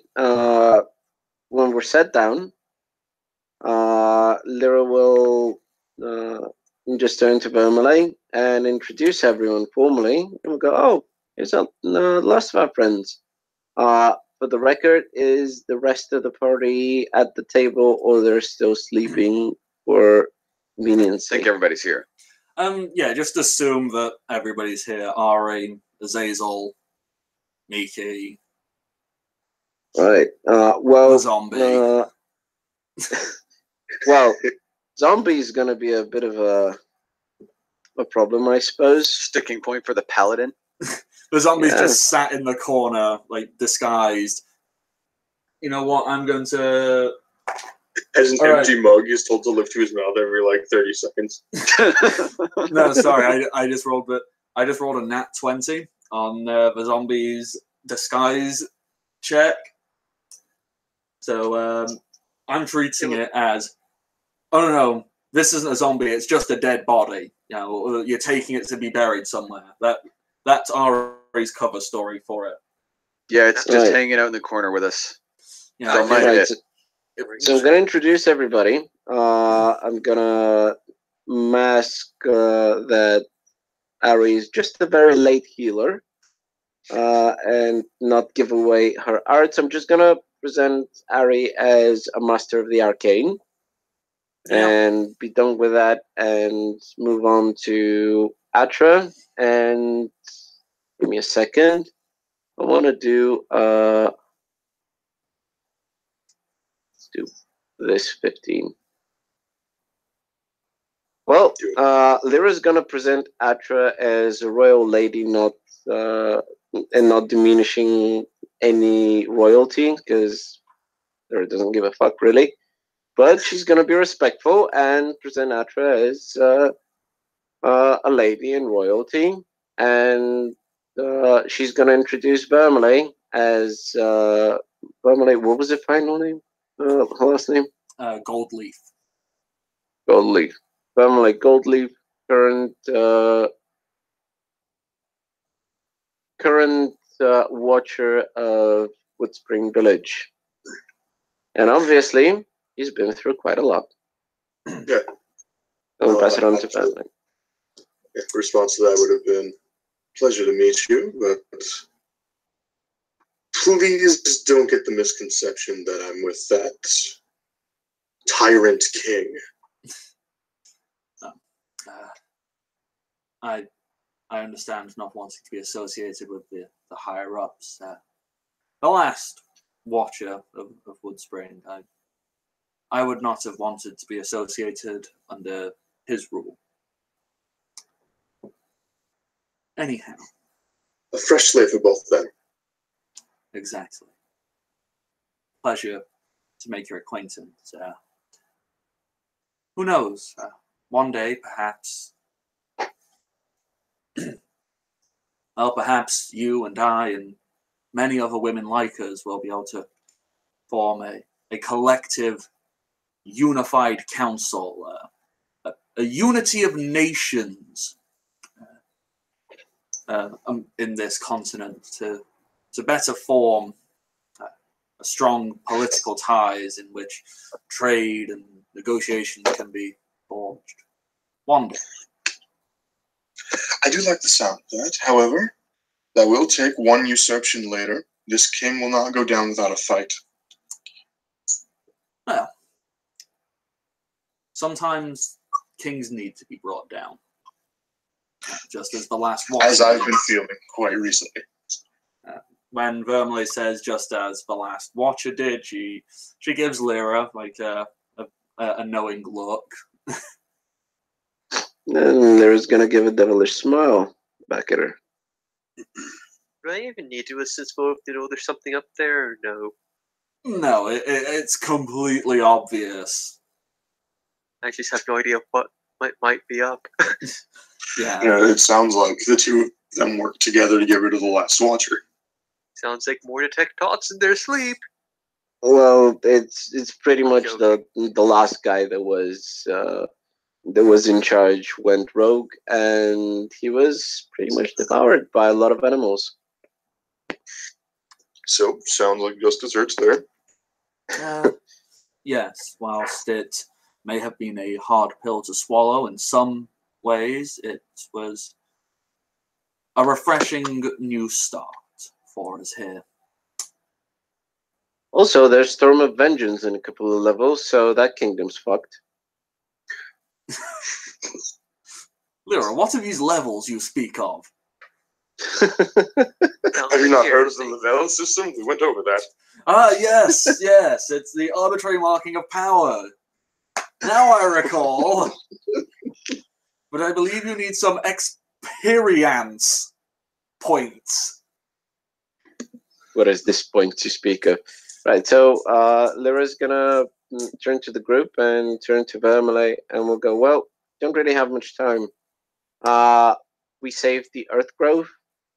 We left the head cleric there in charge with the dog lady there. That was actually possessed, but once we brought her down, the possession was actually lost. Do you know anything about possession, Vermeil? Yeah, sorry. Vermeil was she's trying to roll like an insight essentially to one the doglet. Oh yeah, she knows who you're talking about. When you ask her about possession, let's see. I don't know lots. I can happily check over Leorel's notes. He seemed to be rather obsessed with those types of things, if you recall. Yeah, do you think he caused it? I don't think this would have been Leorel's doing. He wanted the forest to continue, remember? He just wanted to be rid of the people. Specifically, anything not an elf. He told me he wants the forest to burn. He told me he wants blight to cover the whole thing and devour everything outside of Woodspring. Just like what's happening right now. It is curious. I don't personally believe it was his intention, but I may have a bias, and I certainly don't have the full information. Might as well check. Yes, and well, at least it means I can be doing something. On the other hand, we need to be off. We have Druid Grows. Actually, not Druid Grows. We have the other Grows of the forest saved.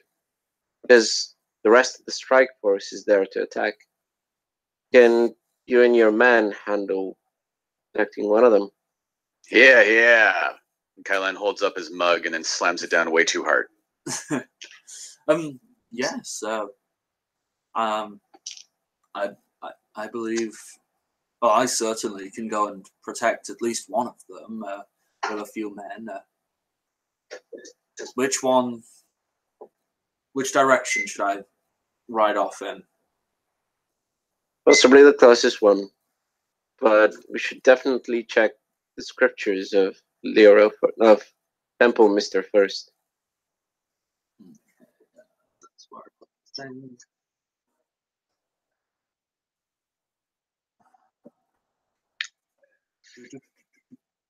Time is of the essence.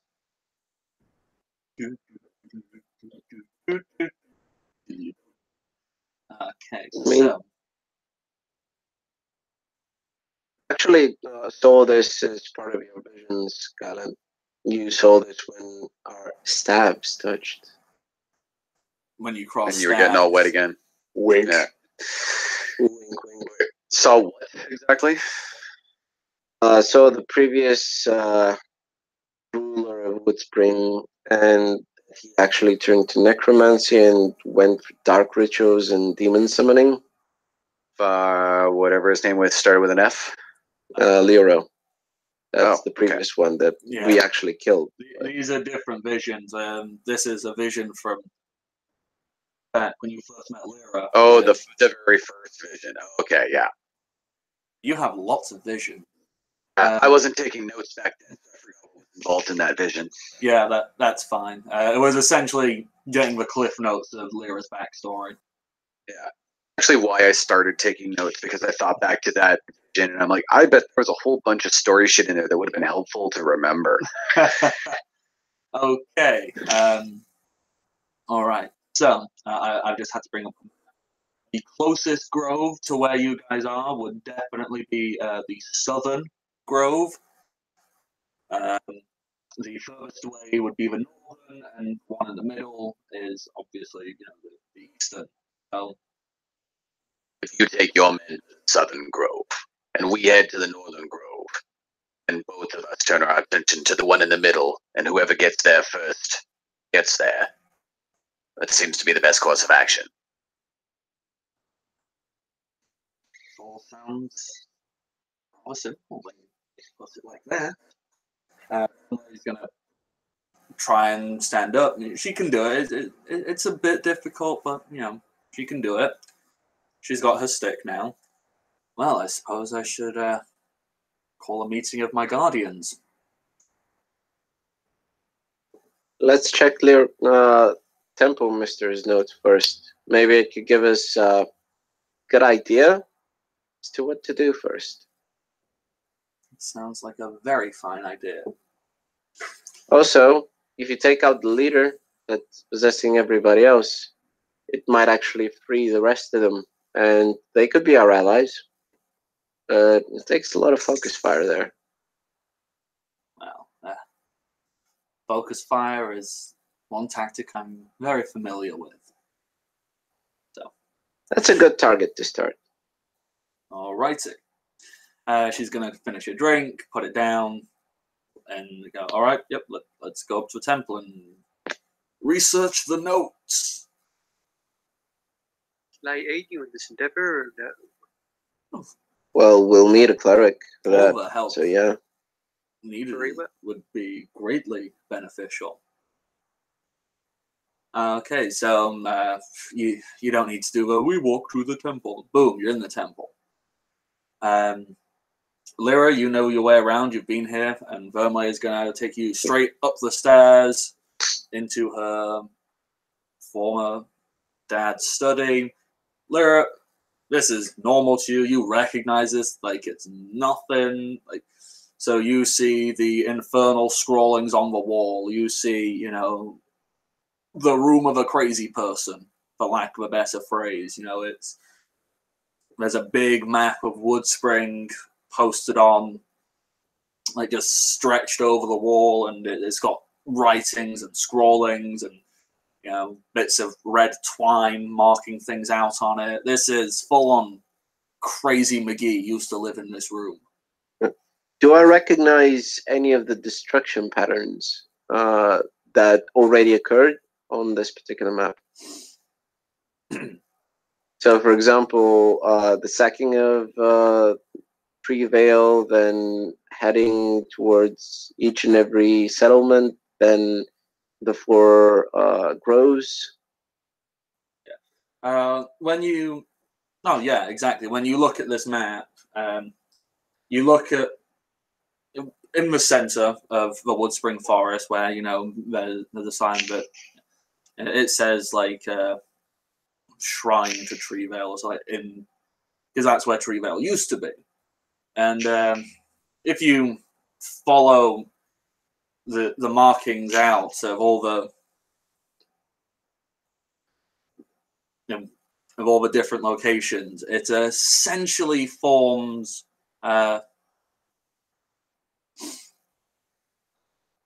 it forms a very bizarre shape.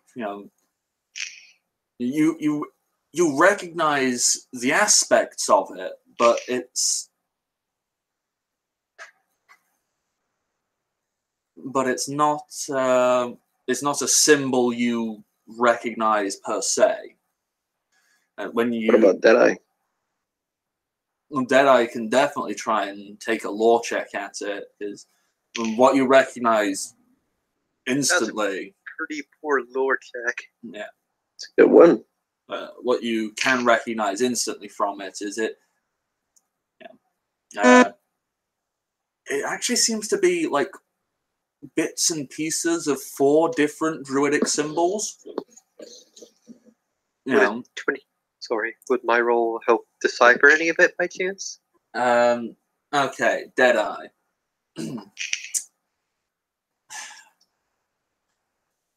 You've seen this symbol somewhere. It's probably a long time ago in a book you remember reading once. And I do.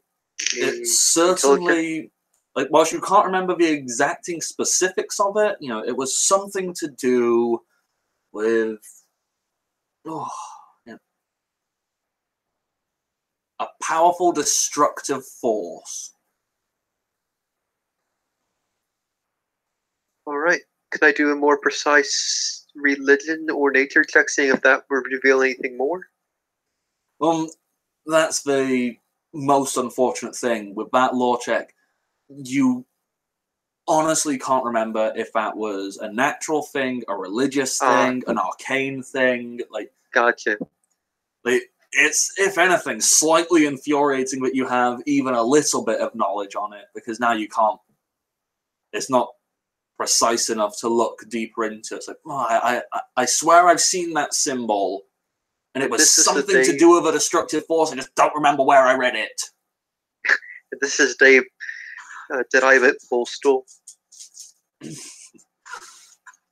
But I guess I would inform the others in frustration that I do recognize it, but that's all I can know. That's all I know about it. I don't know any precise details about that symbol. So it looks like you mentioned that it's a combination of the 4 druid symbols. Yes, I did. Knowledge, nature to tell what they are. Oh yeah, you don't need to. You can read druidic. You understand the runes. It's the 4 symbols of the 4 basic elements. So, earth, air, fire, water. Right. So but they have been smashed together to form a singular rune. Mm-hmm. Does that rune say something in druidic, or if it's something else? That's the most infuriating thing. It doesn't. This is not a druidic symbol. What happens if one rune is not there?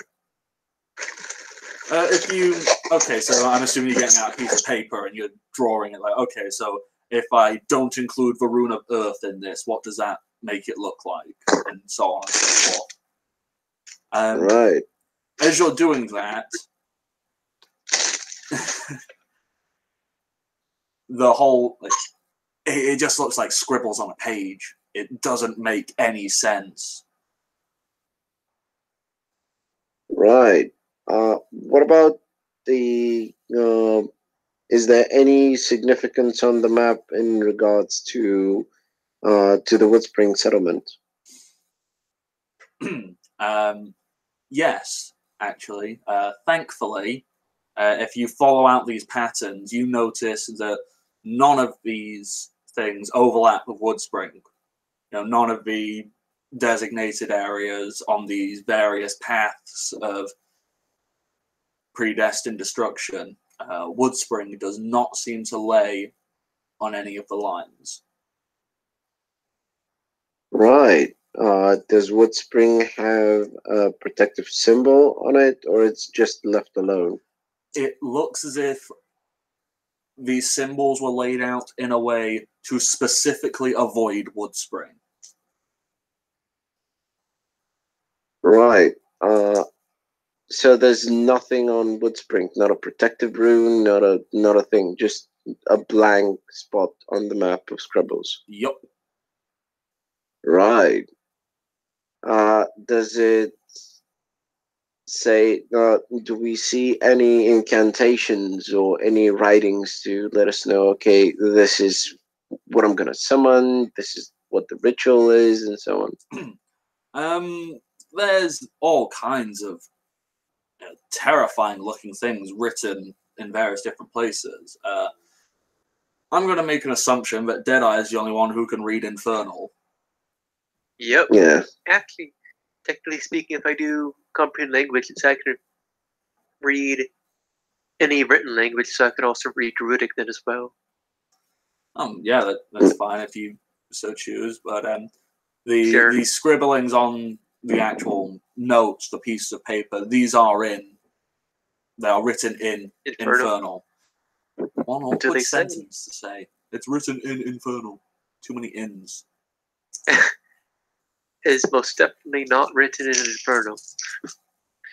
But if you're reading the actual notes, but I'm reading it as it's pronounced in Infernal. yeah, the notes all have various things, like on the maps, like all right, destroy this here for this effect, and and the summary you get if you actually flick through a piece of paper is whoever was writing these things, he was very carefully creating an elaborate plan to and believing with the right sacrifices and the collecting of enough life energy of this and that, he would have enough power to produce a true resurrection of his dead wife. This ring a bell about Baron Samedi or anything like that to Deadeye, or no? No. This is Okay. too... it's actually Precise. too human to be Baron Samedi, quite frankly. There is a logical justification. Oh, this is just a person who wants his dead wife back. I guess I'd inform the others present what it means, and I'd inquire if this would ring any bells to anyone of who might want to do this area, or did want to do it. Lyra just looks at her feet, a bit saddened, and looks at Vermeil. Vermeil clears her throat. That was Leorel, my father, who had done this, but his plan had been thwarted. Although she pauses for a moment as she thinks. Although the mystery of the coffin was never solved.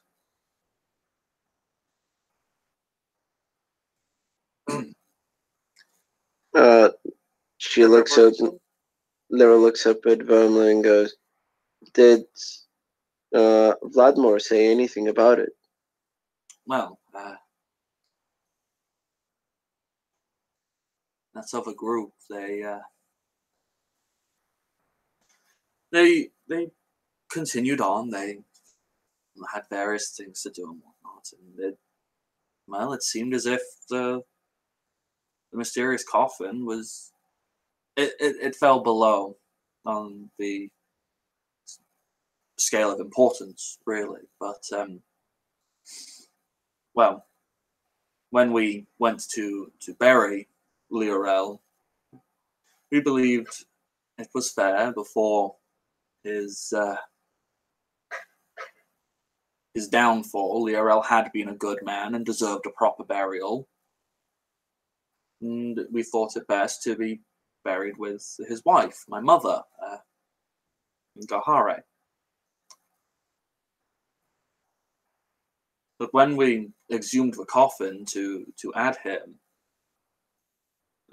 there was no body.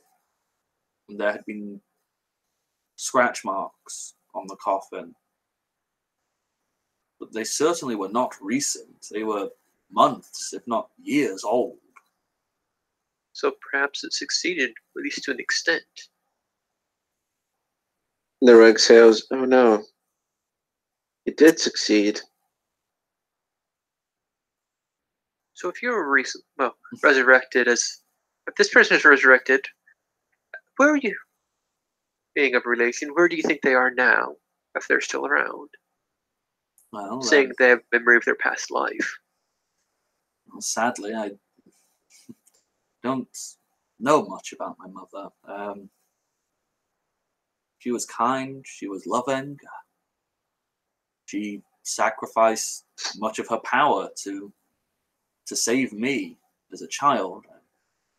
I was not a well child. He brings a hand up to her face and kind of touches it briefly as I was not born how I appear now. I've suffered terrible deformities, and she fixed that. Unfortunately, her generosity was her ultimate undoing, and in doing that, her mystical energy was depleted, giving the symbol to the wild creatures, the orcs, the hobgoblins, the gnolls, whoever, to begin their attack. And with that, well, she died before anything happened. And I remember Liorel carrying her dead body on his back for weeks on end before we settled here fully.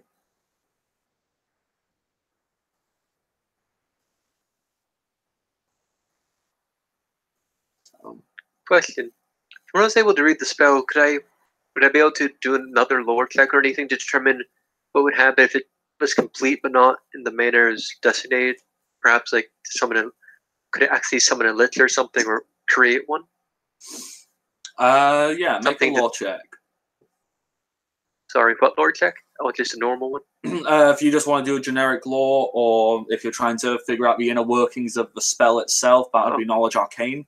Oh, Arcana then. Yeah, Arcana. Okay, your lore is better. 8. Yeah. +1, because my prayer still up, so still +1 to all skill checks. Yeah. As far as you can understand... sorry, I had a brain fart for a moment there. As far as you can understand, looking at the spell, trying to figure out the exacting ins and outs of it, it's essentially a... well, okay, Deadeye wouldn't know this, but, you know, for me, as the DM, describing it to you as a player, it's the magical equivalent of a nuclear bomb. Let's look at it. Wait, is that if it happened at all, or if it went wrong? If it was activated. Oh, like, ooh, it's quite deadly. If he did succeed, it seems like there'd most definitely be signs of its success, because looks like it would come at quite the cost.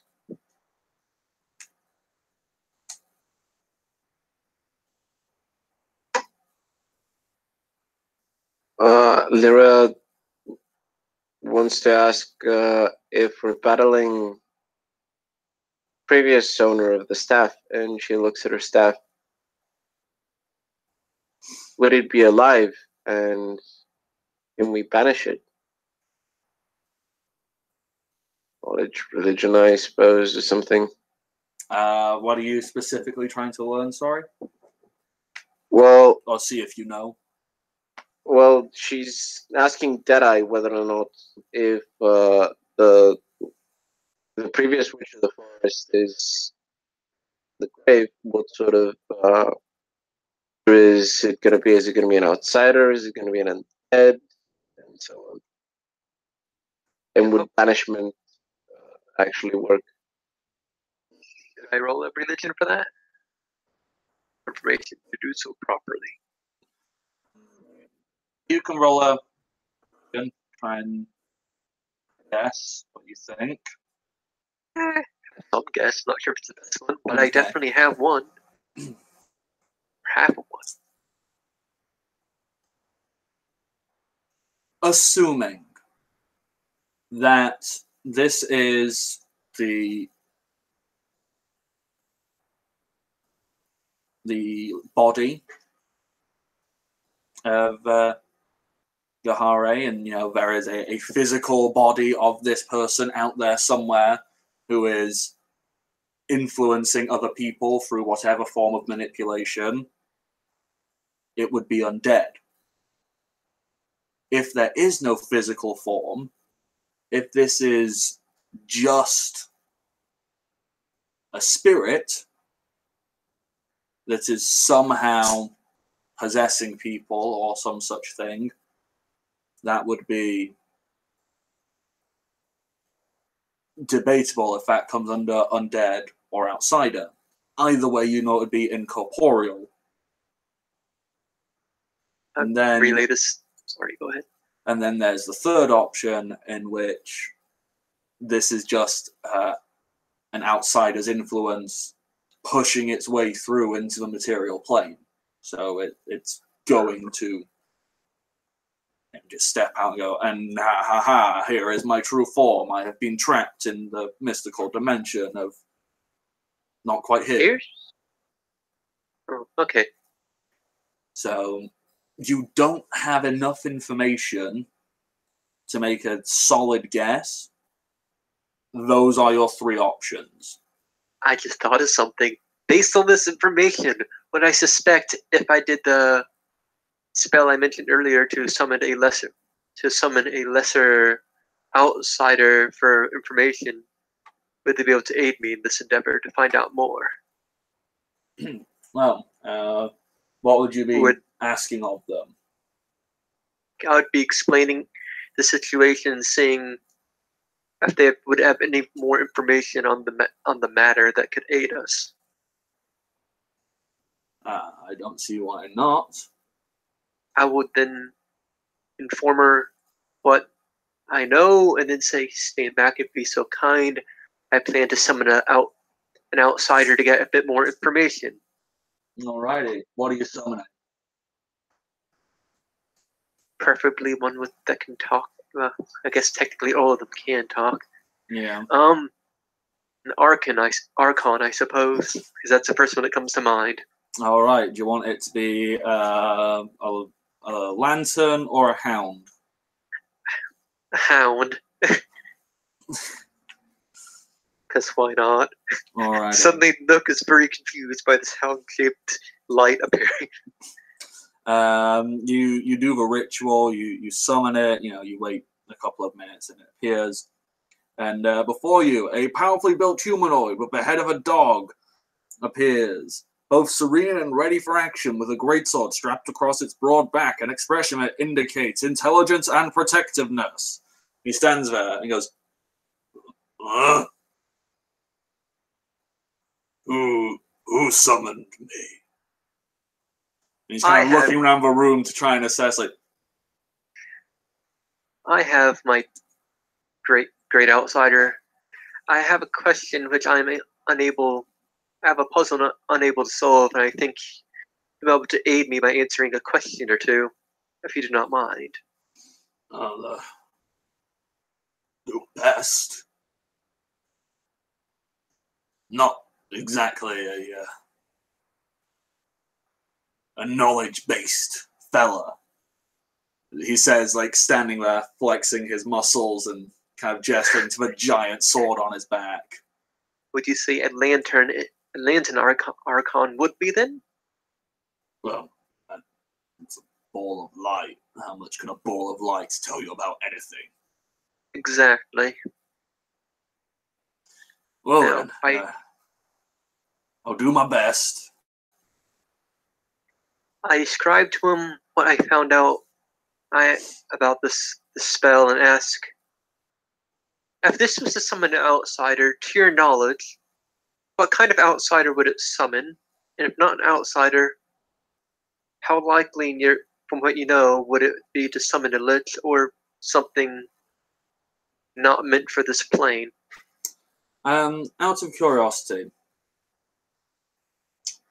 do you also give the information that you currently have on, everything that's been happening, on what you previously understood about the possession? Yes. All the stuff with the purple gems and all that shit, and hearing two voices. Anything I could think that would help give him as much information as possible and make a proper answer. All right. Well, that's a good question. And as far as my understanding on it would go, all right, let me get this straight.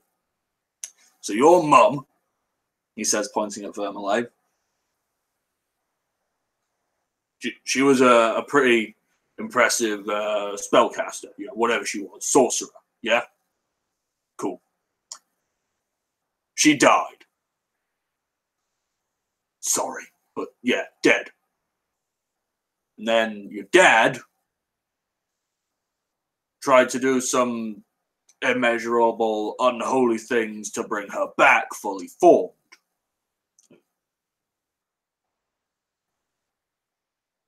You, little girl, put a stop to that, killed Daddy before he broke all the rules of gods and men. And then,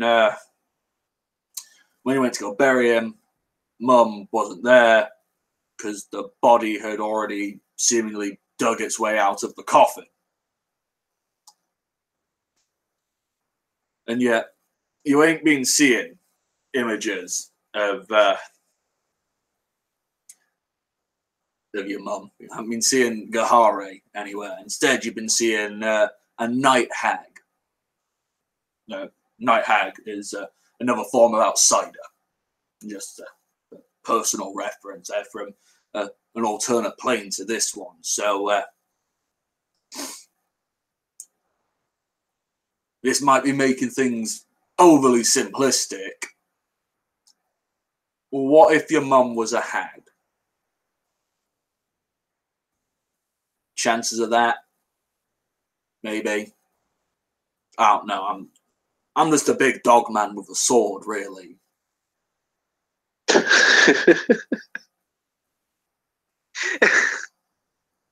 Well then, I take it this seems semi-logical to Deadeye? I don't know. And obviously, this is making some wild accusations and assumptions on the intentions of your potential hag mum. Well, you've all read. You were telling me about that lady spellcaster from your stories about dragons and whatnot. Satania. Yeah, that was her name. She obviously became a hag. Once again, jump into conclusions. Don't trust everything I say. Just a big dog man with a sword. I don't have a greater outsider influence of knowledge, but let's just assume I'm speaking truth. So this lady went to go fight a dragon, lost, started serving that dragon, and for whatever reason lost any grip on humanity and became a hag. A pretty impressive, powerful hag. Now then, dragon goes to sleep or, gets injured, whatever it does. Essentially leaving this hag in charge of stuff. Well,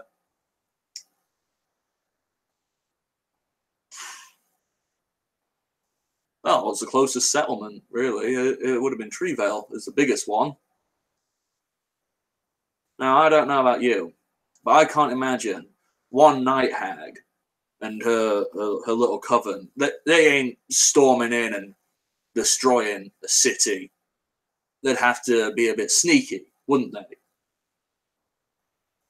So, I don't know, maybe put on, constantly using a polymorph spell. Maybe she disguised herself.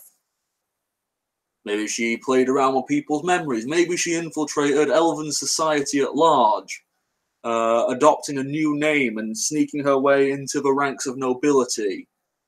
Maybe even marrying a good noble man.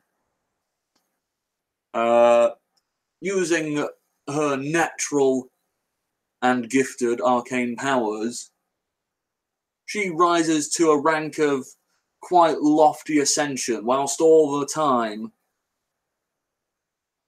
letting information slip to the outside sources, letting it get out there to the more barbaric tribes, letting them be aware that maybe it's time to attack. Alright, yeah. I'd like to believe everything went a little bit awry. Maybe she didn't intend to have the baby. Maybe she got a bit sloppy, and that would explain why you were born with deformities and whatnot, if you're the half-born of an elf and a night hag. So maybe you're the reason everything went wrong.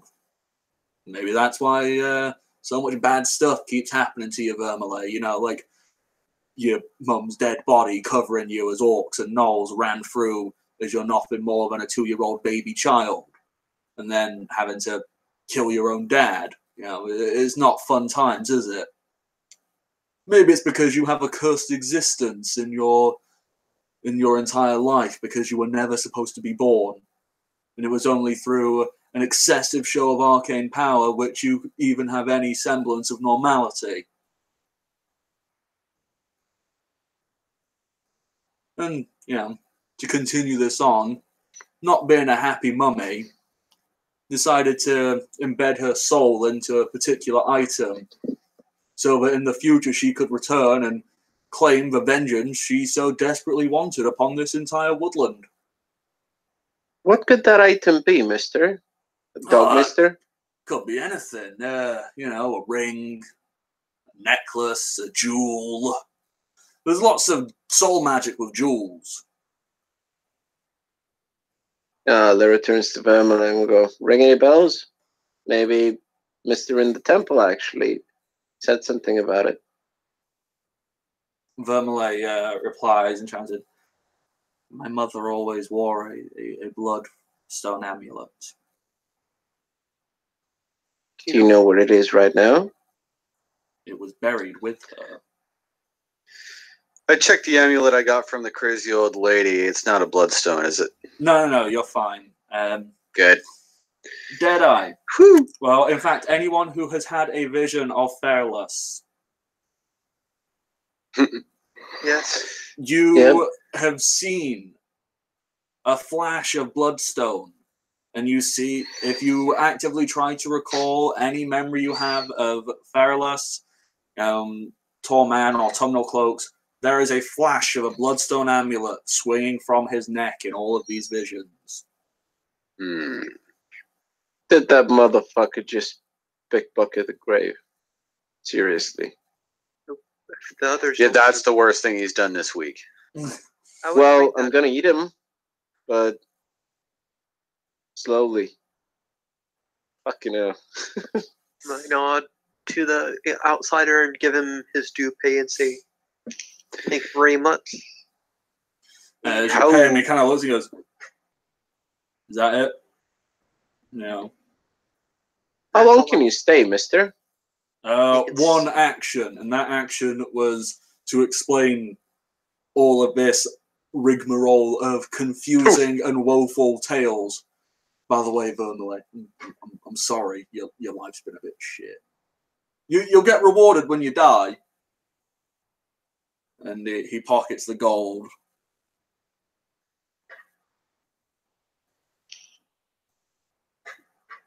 Alright, just double checking, Sabi. one action. He could have been useful, though. I can summon him. Well, yes, I give him the gold, and he goes on his way. It's like I can summon him at will, technically, as long as I have the coin for him. Yeah, he just like poofs away, returning to his home dimension. Well, Woodspring needs a guardian while Vermila is leading the war campaign to defend the southern grove. 300 gold gone. Or else, I don't understand you people with that gold, and just shakes her head. okay. Jedi just looks. If it wasn't for this gold, the outsider, the planner outside, the outsider would not have stayed to answer my questions. In fact, he probably would have been quite upset. Why would those powerful beings need never mind. Don't try to explain it why. I think it's stupid. And she just does a pouty face like a 14-year-old girl. Yeah, Vermila is just kind of sat there, going, We slowly shattered her will without even knowing it. yeah. We Someone has basically just come up and gone, by the way, everything you thought you knew about life was fucking nothing. She's kind of just looking at And it's all your fault. Life is pain. Well, So with my experience, there's two ways to take that. There's the way she's taking it, where she accepts it and is crushed, or there's denial. I don't feel like I'm half hag. I never had any magical abilities. Nah, that can't. Could it be right? Could a Well, regular Vermila, woman have lived so long with a leg off? She kind Not of in looks my down. experience. And goes, I don't know. It's a good question. Vermila, you are a paladin. You are a knight. You are a leader. You're the most beautiful creature I've ever seen. You're way better than this, and you're way better than anything that anyone besides. You know you're God, and you know they look after you. And this is why we're here. You know I love you, right? And here's a diplomacy of 31. That's also a flirt. Okay. She replies and goes, yeah, of course. The most beautiful. Really? She gets a small blush and a smile on her face. Okay, anyway. I'm gonna bang that chick, I swear. If I think of one, I will attempt to bluff at some point to see if I can counter that, just for fun. Not to hurt your relationships, just to do other things. Just say, why are you trying to cock block Libra now? I can't think of anything like that, man. It's not gonna be happy, you know how animals get territorial. Basically, Vermila is... She's still trying to figure all of this out in her head. She's accepting the compliment and the nicety, but she's just going, what the fuck, man? Why? Why me? Well, hit on them while they're vulnerable. Jesus Christ. Has Lyra Well, been you going don't up to know the fucking history, pickup so- artist seminars? Is Lyra going to start negging people next? Well, They all you like to know, swing, but no means no. chimps groom each other when they're at most vulnerable, and then they have sex after. That's what she knows. How loud is the background music in here to you guys? Bonobos in a nutshell. Well, that's what Lyra knows, after all. So, and it's working so far. It's okay. Well, let's go off to save a Druid Grove, and we have Yes, little time to let's. lose. Vermili's just kind of going, all right, I don't know whether what the dogman said is true. I'm not going to outright believe it just because an angel said so. What do they know? He said it's a possibility, not that it was indeed true. Well, whatever. I'm going to get some of my men. I'm definitely heading south. I'll do south. You guys head north. Meet up in the Unless middle. anyone has a better idea. Good. Right, let's go. All right. Vermile steps outside of the temple. Kylen, Lyra, this is very reminiscent to you. It's really familiar. This is the exact thing you saw in your vision. She steps out on the temple steps and calls out to her men. A small group of them arrive. Say maybe like 4. He goes, "All right, you 4, you come with me. We're gonna go protect the Druid Grove in the south." And that's that. We'll see you in maybe a day or 2. All right. Well, see you at the Eastern Road then. Verma is gonna look at you, like specifically you, Lyra, and she's just gonna say, "Don't die." Like seriously. It's funny. That's what I was just about to say to you. Lyra will give a cheeky little sound. Well, I won't die for you, Vermile. And she's gonna give her a cute little hug. Vermile returns the hug, and then after that, she, I can't do it, but she brings her fingers up to her mouth, does a big whistle, a stag, a majestic stag, prances out in front of her, and she mounts up onto it. Since she can't grip with her legs at the moment, she has to ride side saddle, which she's not overly fond of because it's ladylike. And does Lyra have to roll to hide her jealousy? Oh no, bonobos are polyamorous, so it's fine. Also, Lyra tries to whisper if Vermile, for tactical reasons, would like to get her one of her legs across the stag so she can fight from the back of the steed.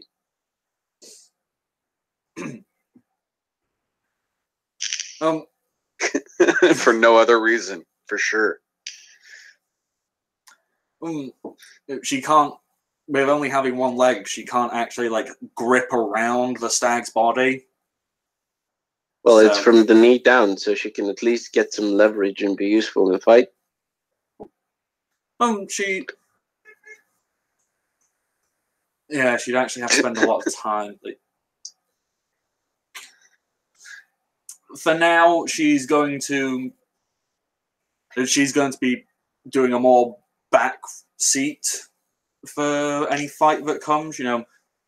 She can defend herself, but she's going to be more commanding others until she has the time or get some magic involved to essentially fashion a harness in which she can ride her steed properly still. She's going to play it safe. It was literally yesterday she had her leg ripped off. The fact she's even going in at all is astounding. Well, Lyra is impressed, so yeah. Okay, well, Lyra gives a big nod, gets on Raga, and just has her game face on to go north. Alrighty.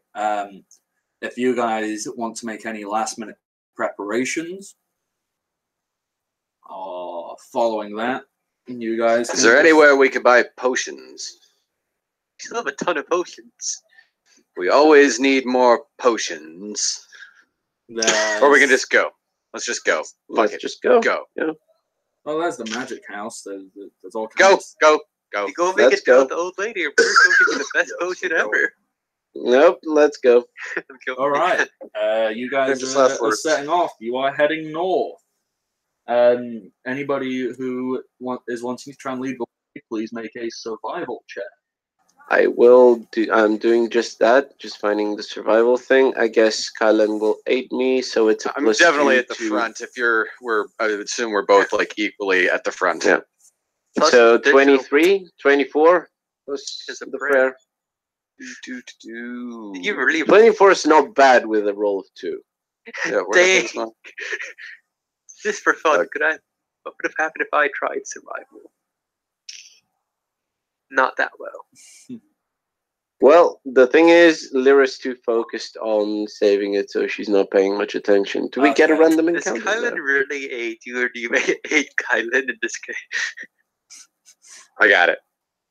Yeah, Kylan wins. Instead, I think I kind of did this kind of step aside. Okay. Yeah, Kylan goes, "You're not paying much attention. You're too bloodthirsty. Let me." Kylan is surviving. Indeed. He's Random a survivor. encounter? So there Don't you start. What? He's a survivor.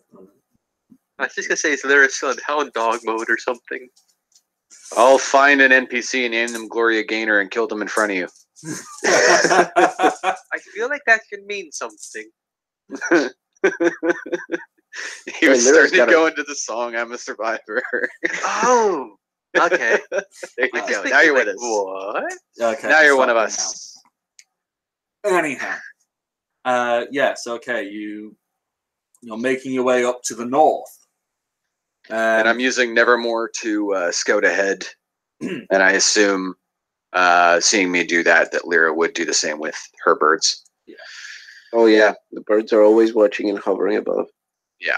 And I'm sending Nevermore specifically, like, 500-ish feet ahead of us.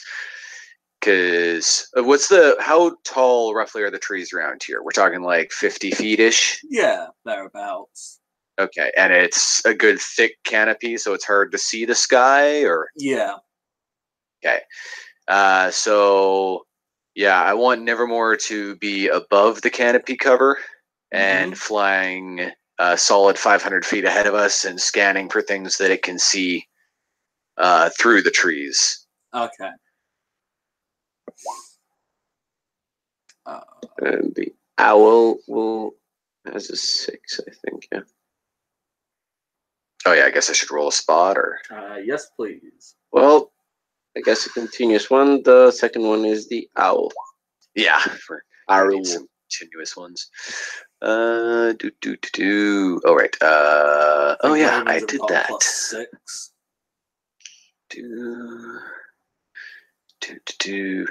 It's +7 for Nevermore. And wow, I rolled a 2. Okay, that's Nevermore sees shit all. Yeah. Should I roll for myself in the Nook, or? Yes. Roll all the spot checks. Everybody spot. Everybody spot. Hey, Do a spot. I'll assist. I'm Oh, well, just- Lyra, Roll spotting? Lyra has her game face on, apparently. Why would you? Never mind.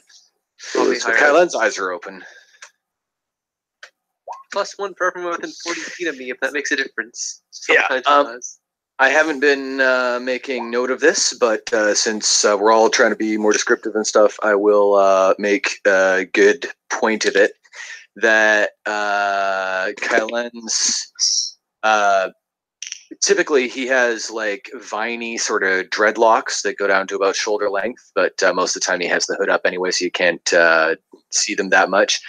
But he has his hood down right now, and where you guys are typically used to seeing him with like dark, like typical green kind of vines and dark forest green eyes, his hair has now gone stark white, and his eyes are like sky ice blue.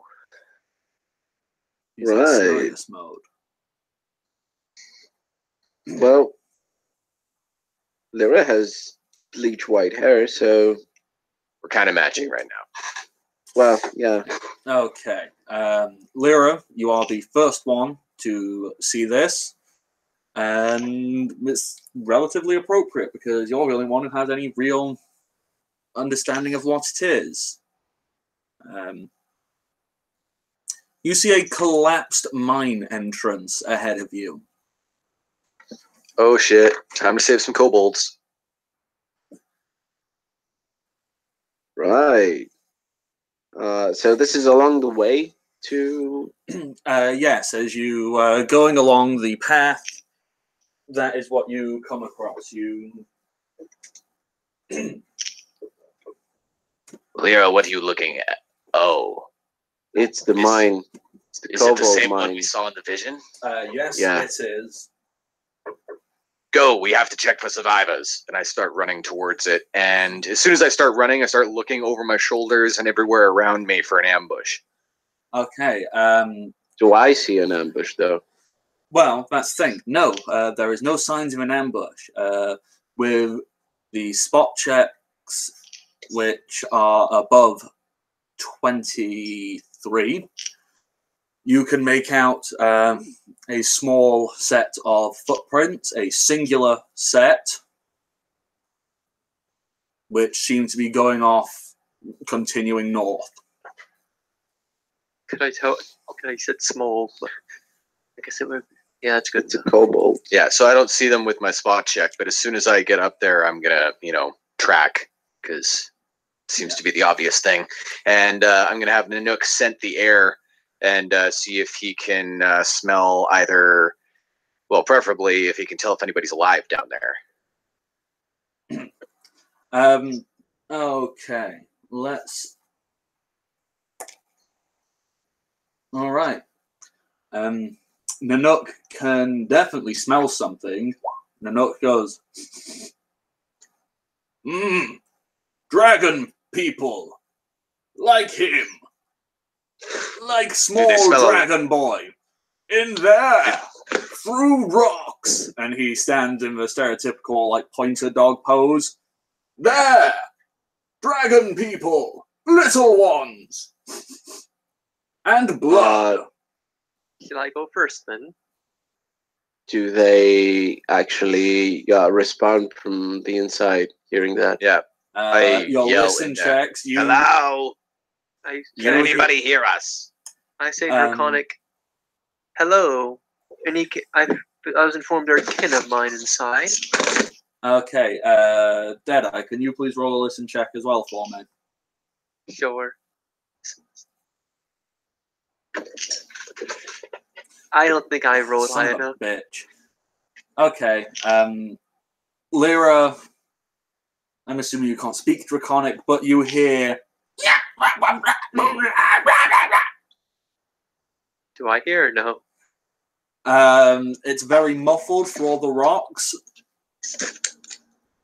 You can kind of make out the sounds of, okay, there's something in there. Yeah, I speak Draconic as well. Oh, you I speak got Draconic? a 15 though.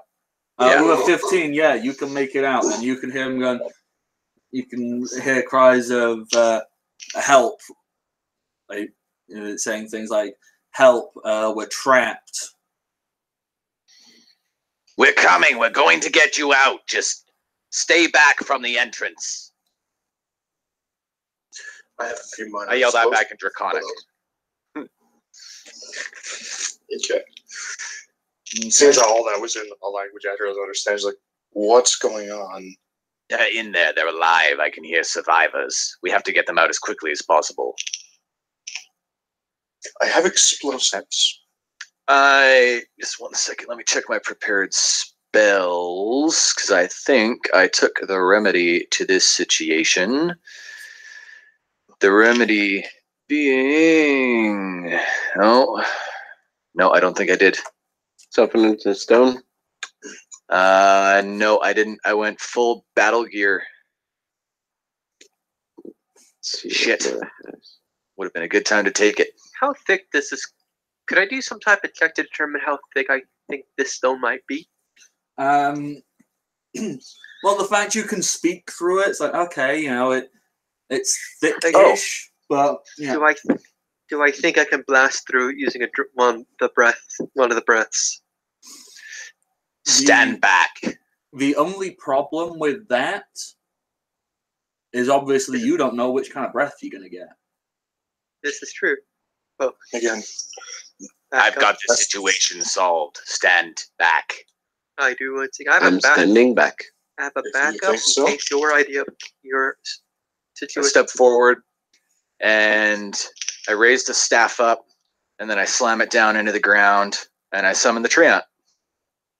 All right, yeah, nice one. And I tell the treant to start digging them out as quickly as he can, and animate 2 more trees and get them to help. Well, that's the thing. When you animate the staff, the Treon actually pretty much spreads out and opens the cavern for you.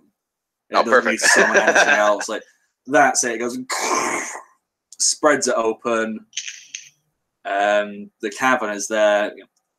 And if you look down, it's quite dark, but you see there's a little ladder, and at the bottom you see a couple of rather bloodied up kobolds. But they're alive. There doesn't seem to be any dying or dead. They're just not looking. Do I recognize them? Yeah, you recognize these initial two. One of them has got heavier armor on, and you remember, like, oh, okay, that's one who spends time in the hatchery looking after them. So the cleric, the monk, I suppose.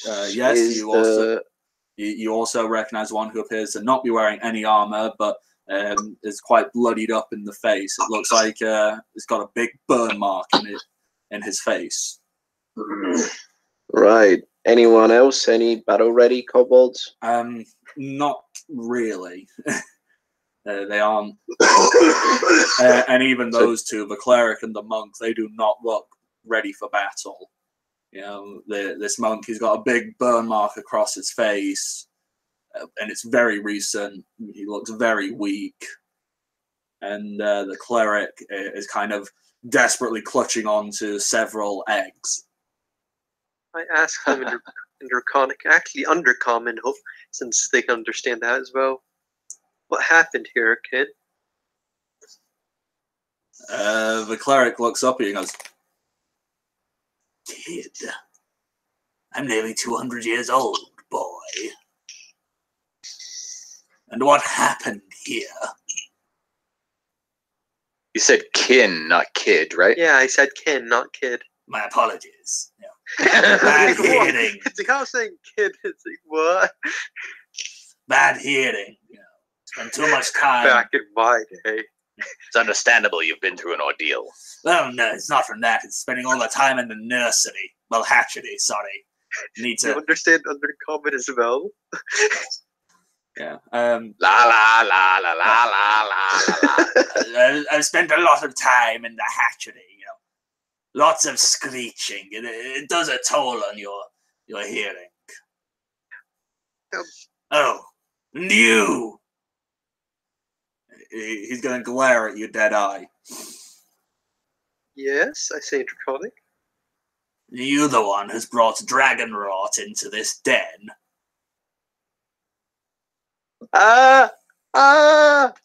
Yes. We didn't have any dragon rots.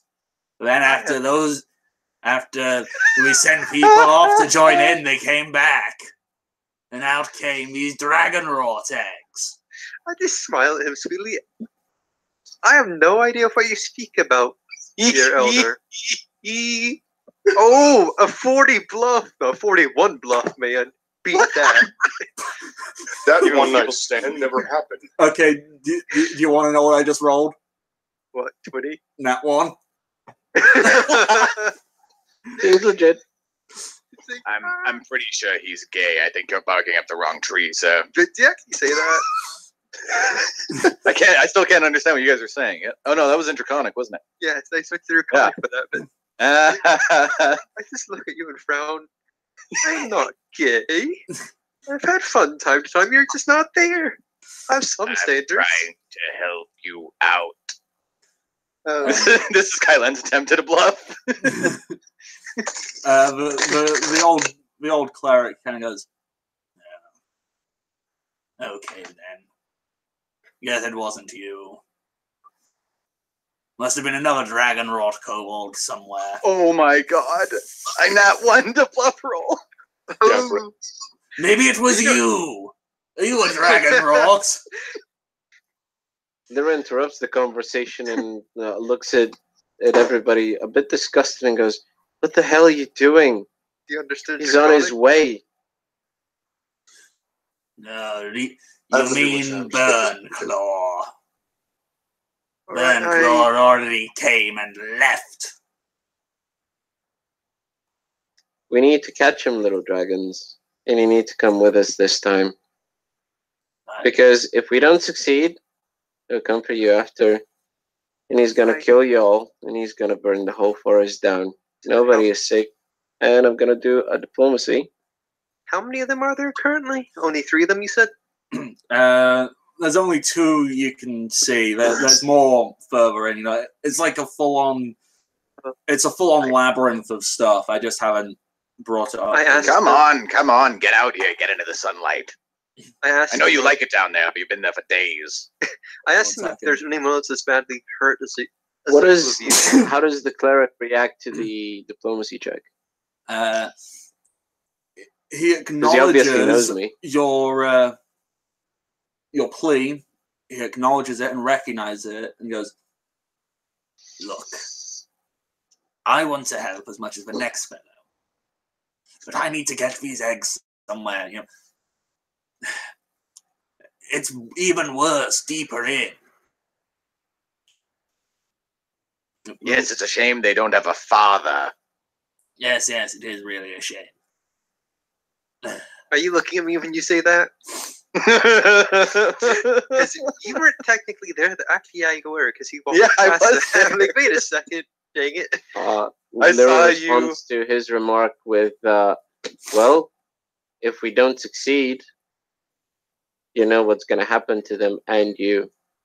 We need to go, and we need to hurry. We will all die, but my friend here, he gestures to the monk who, you know, isn't even standing. He's just kind of like sat there, unable to really help much. Like, I can help that. He's our greatest combatant, and he's deeply weakened.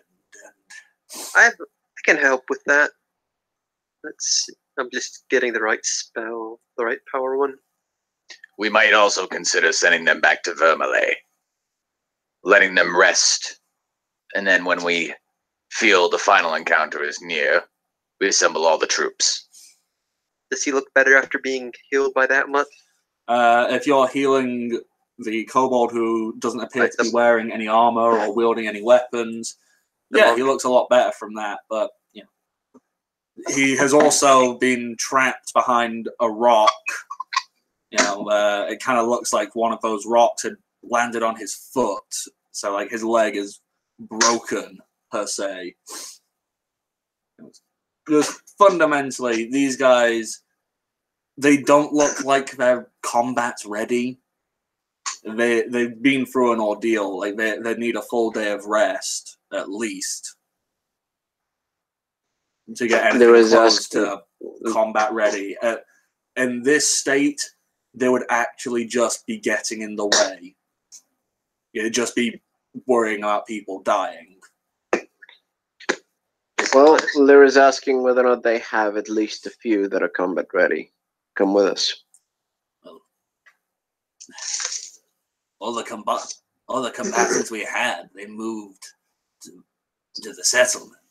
This became a residential area. Quite all right. Get to the settlement, then. You need to make it there. Gather your people and take them to Vermilay. You'll be safer there in numbers. Yes. We should have never stayed here. We should have joined the settlement when the others did. I guess. Prepare those you can for battle, for it will come, with or without us. We shall. We shall. I go over to. Does it look like anyone's tried setting his leg or anything to help in that manner, or no? The cleric who is with him has essentially wrapped it up with a stick and bandages. But he got healed for 20 points and his broken leg isn't fixed? It was trapped under a rock for, over a day. Okay, so it's not entirely fixed, you mean, right? No, it looks a lot better, but... That too. Like, would that look like a restoration thing or more healing thing or just time? Restoration would accomplish it, but ideally, if you don't want to waste spells, time. Yep. Lyra hops back onto Raga and has her game face back on. Come on, let's go. He's ahead of us. We need to stop him. We cannot waste any more time. Very well. That's a little more haste in our step then. And Watch yourselves. The woods are dangerous, more so than normal. Thank you. Anything you see or hear is a threat. Just take it If from you hear the music, run. Yes. What's that for? That's Oh. how an eagle spot checks while going on the way. Right before we leave, since I to get them more of a fighting chance, I'd cast Restoration on the monk so we can walk on the leg again. Ooh, crit on Nevermore's spot check. Nice. Also with the owl. The owl and the raven, Nice. but not the eagle. Would you like another survival to check if we'll be going faster? Yeah, go right ahead. 1 second. I just need to do some map playing. Fiddle with the map, yeah. Second one was better. The first one was 1 to 6. Doesn't matter. It was 33 anyway, so. Oh god. 34 with the 8 from somebody, it's 36. DJ, Did you? everybody- +2. Well, it's +1 from this and +2 from Nate. Do you have your knowledge, nature, and nature sense added to your survival checks? I'm pretty sure I do. Or my knowledge nature? Yeah, you have knowledge, nature. If you have 5 ranks or more, you get a +2, and then you have +2, I think, from nature sense. I have +2 from being Koran.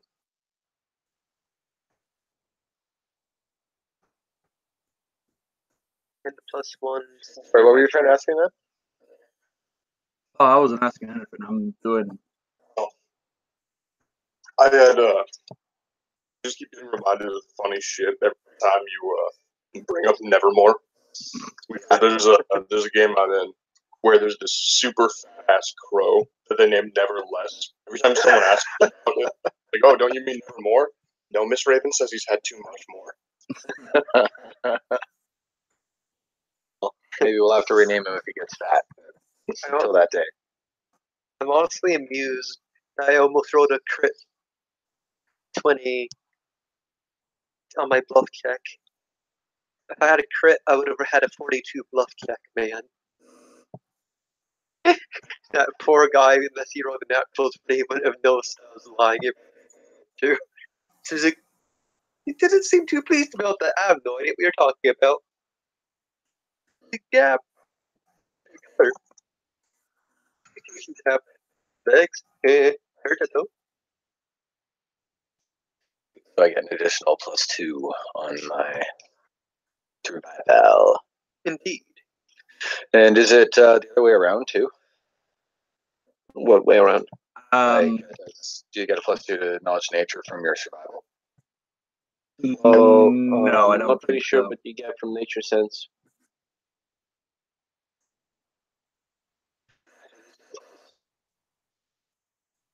Yeah, so we get another +2 to our knowledge nature as well.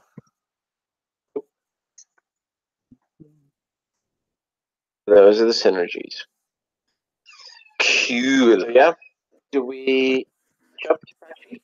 1 moment.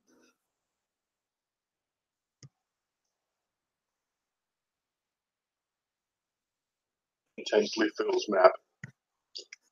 Very intensely. Okay. If you guys want to whack yourself in a marching order, obviously with the top being the front. Okay, let's do it in front of the temple, I suppose. Yeah. There's Lyra. Over here. Raga's on the left, actually a little bit to the side. Yeah. I don't know how we're orienting this. So going up. So if Going up. this is how we're, Yeah, if this is how so we're going, front, Raga's a bit to the there, side.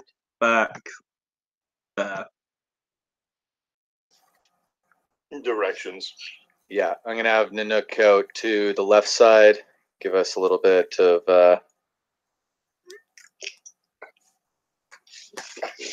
scouting on the side, I guess. We have zombie and that's how we usually go. Put them in the fight. I'm going to be at the front and try and be like tracking and actively looking for tracks of anything interesting that's gone by recently. Yeah, I was just going to play it, but well, actually, you know what? No, because we're probably not going to. No, it wouldn't maybe be time for all that. Okay, no. I'm going to assume that Azazel, Ari, the zombies, and Miki, they. You know what? Let's say they have decided to stay behind and they're helping the kobolds get out of the mine. That's what they're all doing. Right. So in this case, then Raga is in the front, like so. And Lyra's to the side then. That group. Well, if they're all going to stay back, I'm going to leave the horses with them then. Because we don't need the horses, right? Can anybody think of a reason we'd need the horses? Nope. Okay. They're going to need the horses for the zombie and stuff. Yeah. They can help Vermeil.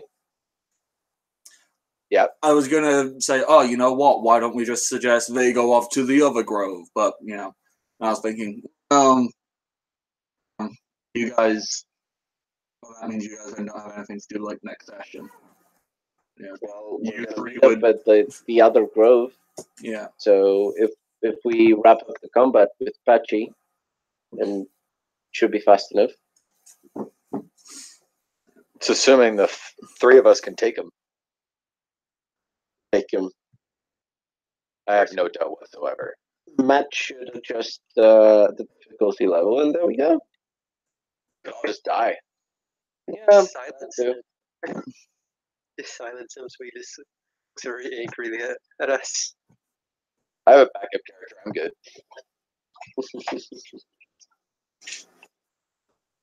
And going back to Sunflash, after many years, after he decided that you guys aren't so bad. You originally knew was dead. I was going to say, Derek was gone. Yeah, we're definitely not as bad as we used to You're be, not I so guess. bad. Hey, everybody knows. Holy dead. fuck! Give me a second. Hydra Got a phone call. What? Hydra. Right, there it is. Alright. I don't know what the hell happened. My Skype was messing up. Nailed it. Sunflash from me back. Hey, you guys aren't so bad. Everyone else dead. Just take my time in the military. Carry on. I see a huge fuck off water elemental and a giant hydra. Huh. There's that. Yeah. That is certainly a thing. Just That's, control. Never mind. Go ahead. man. Come back. So there's a hydra on the field and a gigantic water elemental and some sort of snake looking thing. Right. Yeah. Thankfully, because you guys already knew what you're doing, like, you don't need to try and see through any illusion. Partially because as you get closer and closer, you don't need to make listen checks. You can hear the terrifying sound of, you know, a screeching lizard.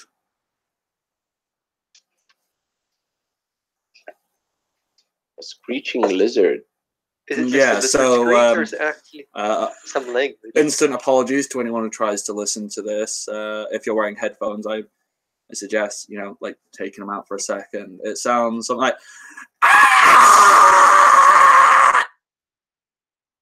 Right. And when we come close enough with that good owl spot check, and I guess we should roll spot checks, shouldn't we?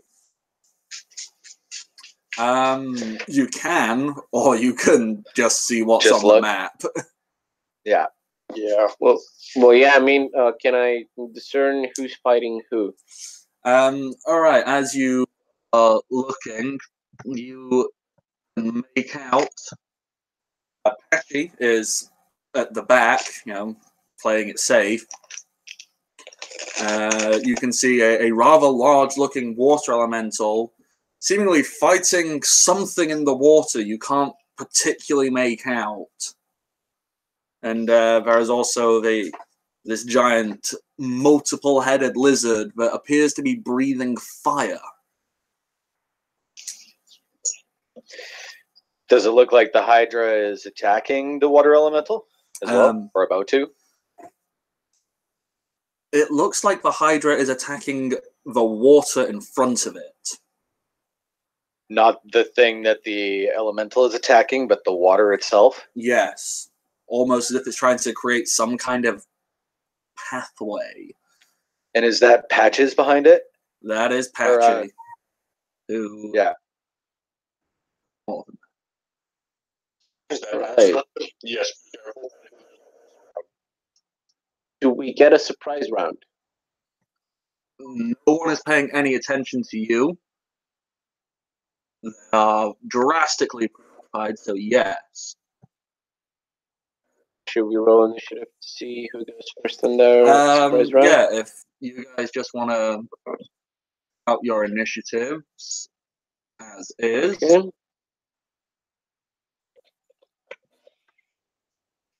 Damn. You initiating, boy. Apparently. That might be the best initiative I've rolled. I think it might be because Highland's normally really slow. Normally.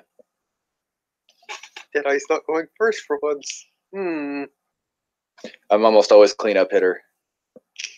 Actually, last time Dead Eye wrote it out for one, as I recall, so scratch that always going first bit. Alrighty, so you guys will have prize round. What are you doing? I guess Skylands first.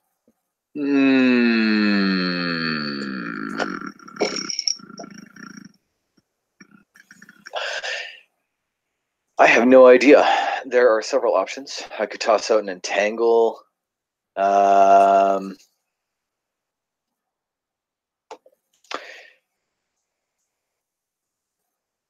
right. Do you want ideas? I wanted to bring the Treants with me, but they would have been too slow, so we would have had to dismiss them. And I can only use that like once a day, right, Matt? Yes. Yeah, so that's up. Those would have been helpful, but that's okay. Yeah, if you have a good idea, I'm open to suggestions. Summons are always excellent, especially when there's a giant Hydra to be Throw me occupied with something. closer, so I can hit them with whatever breath weapon I may randomly throw. Do what? Cobalt throw. Yeah, but what did you say to do that? I was Entangle? joking. No, I was Oh, joking. throw you. Okay. Just give me a Sorry. second. Hang on. Did I like to ride a javelin arrow? Would that be a dex? What would that be? Reflex? I think you can surf on an arrow. And you wouldn't be able to fire it with you hanging on to it. Inspires me, so the arrow. I start breathing. I just take a swig and breathe as I'm going and hit the thing. Well, you can always, because it's a Hydra, and usually druids are good to have summons to occupy it. There. Yeah, that's not a terrible idea. What's my list of summons here? I could. I've got up to 4th level spells. I could. Yeah, I got a good 3rd level. So I could toss out. Let's look that up quickly. 3 hippogriffs is a good choice to try and grapple the Hydra. The not one. Grapple? Yeah, they have plus 12 on grapple or something. Wow, they're excellent grapplers. It's not something I expected. Okay. They use their teeth itself, their stubby legs. D3 hippogriffs or just 3? It's +1, I think. Well, let me just yeah.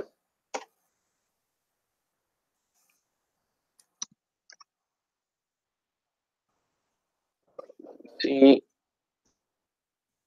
So Hippogriffs is +1 druid level, so it's 3, so you can get 3. It's a 3rd level summon, right? Yeah. It's a 2nd level summon, but you're using a 3rd level spell, so it's 3. It's large magical beast. It has +11 on property, 25 hit points. Nice. Then yeah, sure. I'll summon 3 hippogriffs. Alrighty. So they will appear next round. Okay.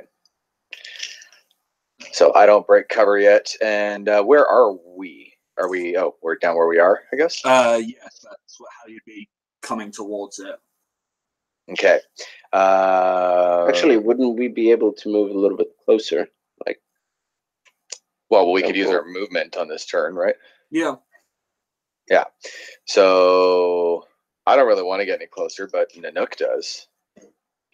How the like over here? What is this edge like? Similar to the Earthen Grove. That edge is where the tree line is. So, like, outside of that line, that's where, it's grassland, trees, lots of coverage. Inside, it's clear. Okay. So, yeah, I'm going to move just over here into the trees and try and get, like, behind a tree with, say, 3/4 cover or so. And I'm going to send Nanook up. Oh, geez. What's that? 2 zoomed out. Do.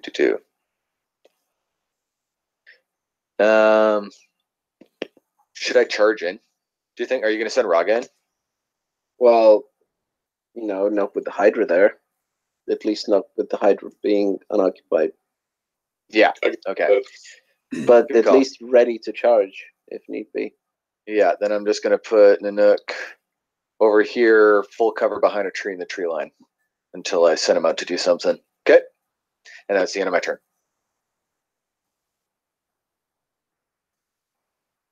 Alrighty. So, Deadeye. Probably think, who's the small fella here? He said. That is a kobold who appears to be a sorcerer.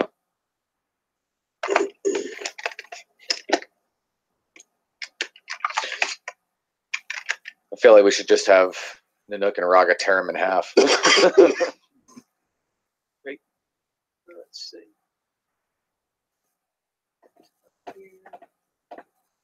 If you can summon that Hydra, this would be awesome.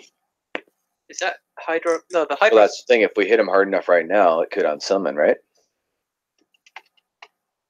If we hit Patchy up real bad. Well, that's what I was thinking. If I attack him with Nanook. I guess I'll take 2 shots at the Cobalt looks like he's controlling the. Yeah, Is it too late for me to hit Patchy with Nanook while he goes, Matt? If you've changed your mind and that's what you want him go to ahead. do, yeah. Okay.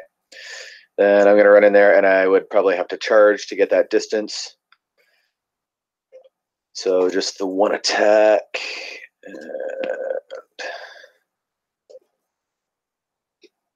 God damn it, I haven't filled out his weapon macros yet.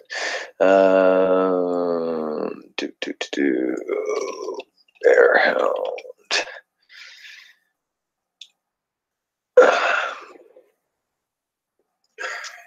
Sorry, I gotta open my book here, guys.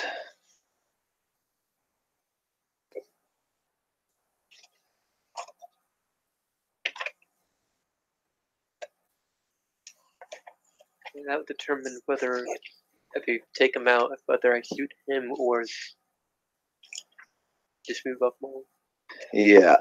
Okay, full attack. Yeah, plus 18. That's what it was. That's enough there. I'm most definitely not going to try using a breath attack when half of them are cone, half of them are straight line. Yeah. And 2020. Okay. The bite. Wow, 33. I'm guessing that hits. 1 second. I need to check something.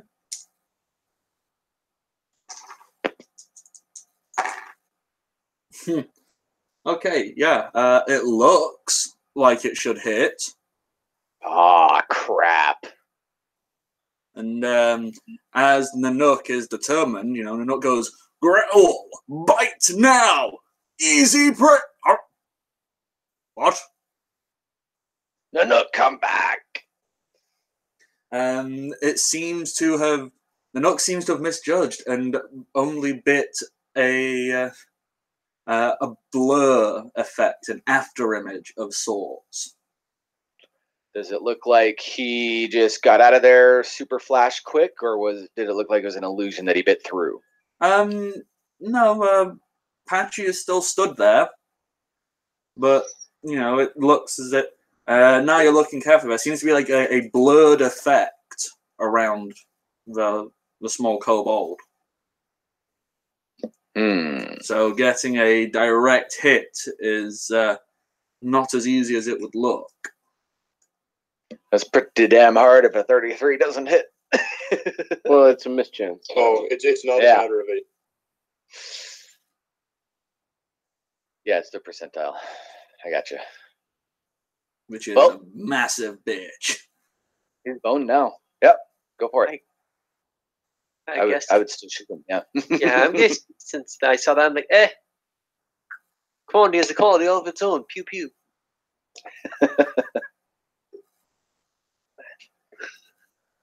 How loud is the music over my microphone to you guys? What music? No, we don't hear it. Even hear it. Perfect. Fun. Good. It's a nice directional mic, and my roommate can have his music up. So 2. Pew pew. Okay, one. What I'm getting there is it's Wait. not time to start up some bad music. Sorry, that's -2 since there's another guy engaged in combat, isn't there? Yes. If that's the case, it'd be a 17 and a 22.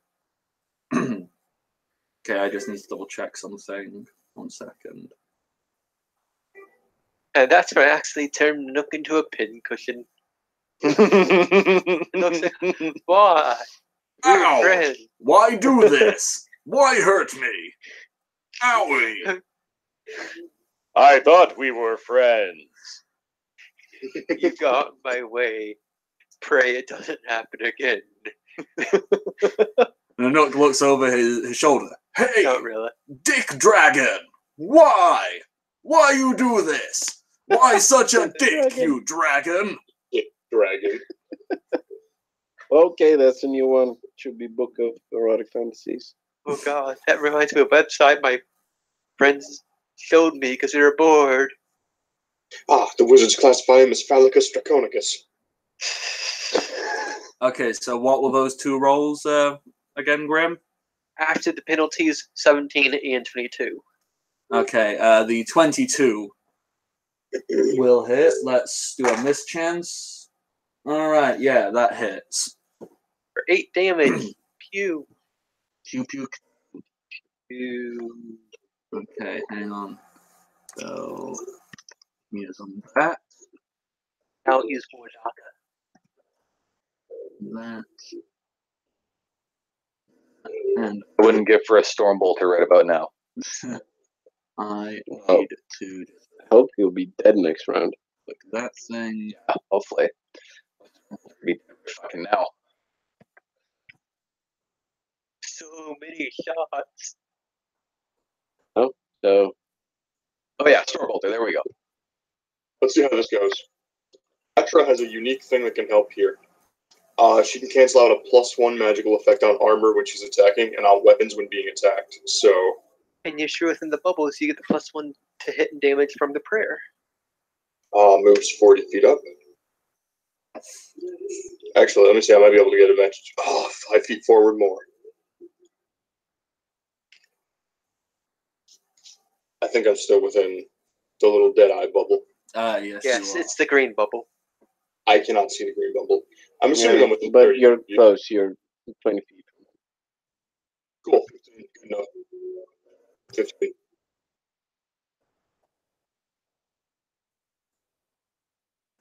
That. And A rapid shot. Oh, there's the green. I Do a fixed rapid it. shot at our little buddy. All right, go for it. Eh. Oh, those are good. Oh, those are Okay. real good. 28, 26. They would both And hit. So I let's see cancel out. if. I cancel out a +1 on his armor, by the way, so if that's not a spell and it's like an armor effect, I'm passing by a +1 of it. I'm not sure if it's a +1 enchantment or whatever it is, but yay, thanks. If it's more than a +1 enchantment, does it just reduce it by +1? It would reduce the +1 required to make it a magic item, so it would just lower his AC by 1. Yeah. Well, fortunately for Patchy, Patchy doesn't wear any armor. These are magical effects he cast on himself. So he's getting completely away from that ability. The lucky shit. He is very lucky. Not entirely very lucky, though. The first of your arrows hits, the second falls to a mischance, unfortunately. But you still deal a 24. Christ. Wait a minute. Wait. 25 plus blank, making it 26, plus Deadeye, making it 27. Arcanists, making it 31. Did we just kill Patchy? Hit points. Oh, he did 8. Well, you got to remember, he's a sorcerer, and he has taken 39 points of damage. That would almost kill me. Patchy is on -1 hit points. Yeah. I'm helpful. Yeah. Fucked him up. Oh, man. What This is happens when with Patchy the was trying to elemental? alleviate the situation, and we're just being dicks. Yeah. It turns out it's a rogue water elemental just killing everything. Patchy is the one guy here trying to stop it. What happens to the Hydra and whatever the water elemental is fighting? It looks angry. Okay. Well, I will explain to you what happens. As the arrow hits Patchy and he falls over, in a very similar manner to what happened to your Knoll friend who you met, you hear a shriek, a very banshee-esque cry, and a bolt of purple lightning shoots out from his forehead. Instead of, like for Knoll, where this bolt of lightning seems to retreat out into the ether, it latches on to the strongest natural force nearby. Oh, fuck off. The Hydra or Nook? The water Or the elemental. elemental, yeah. Wait, how big is that? Shit. It's huge. Look at it. Oh, Okay. yeah, never mind. I misjudged its size. I have made a mistake. Mistakes have been made! That's why Nook's up front. Well, at least Lyra gets to act. Nanook is my 100 hit point shield. Shit. Nanook is a hardy boy. What about the Hydra and whatever that thing's fighting in the water? Well, these things didn't appear to be, they didn't appear to be under a dominate spell. They were just There brought with him. Yeah. Summoned? Yeah, pretty much. Well, not summoned in a magical sense, more summoned in, like, hey, you come help me now. Kind of need to double check. So they walked here with him. Yeah, pretty much. Oh, God. The worst part is Audrey probably felt good about that. Sees the boat go to the water and was just, fuck. Yeah. There's like a moment of like, yeah, high fives, everybody. Oh, shit. That is exactly how you feel. Audrey, is going, pew, pew, motherfucker. Oh.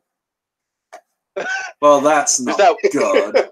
One thick arrow, like, just right through Patchy's torso. And he falls over. And the lightning arc. And we're all just like, So do they disappear? That's the question. No. Yeah. That's what I wanted.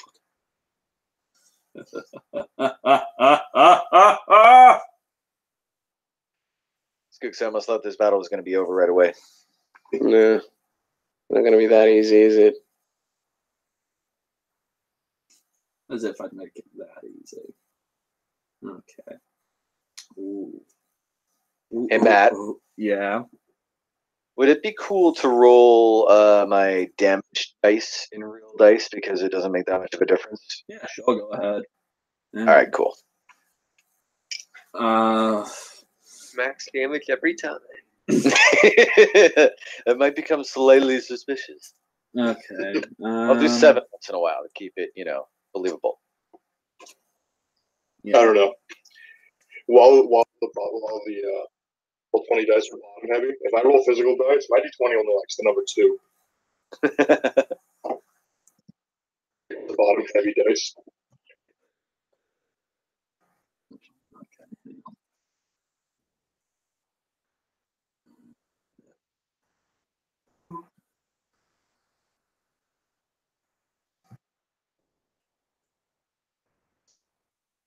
Let me just describe what this elemental, what happens to this elemental in front of you.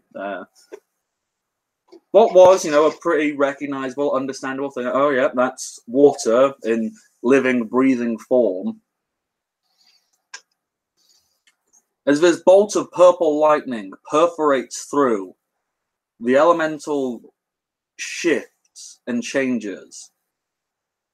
It becomes a dark storm cloud, crackling with lightning and reverberating with a dull rumble of thunder.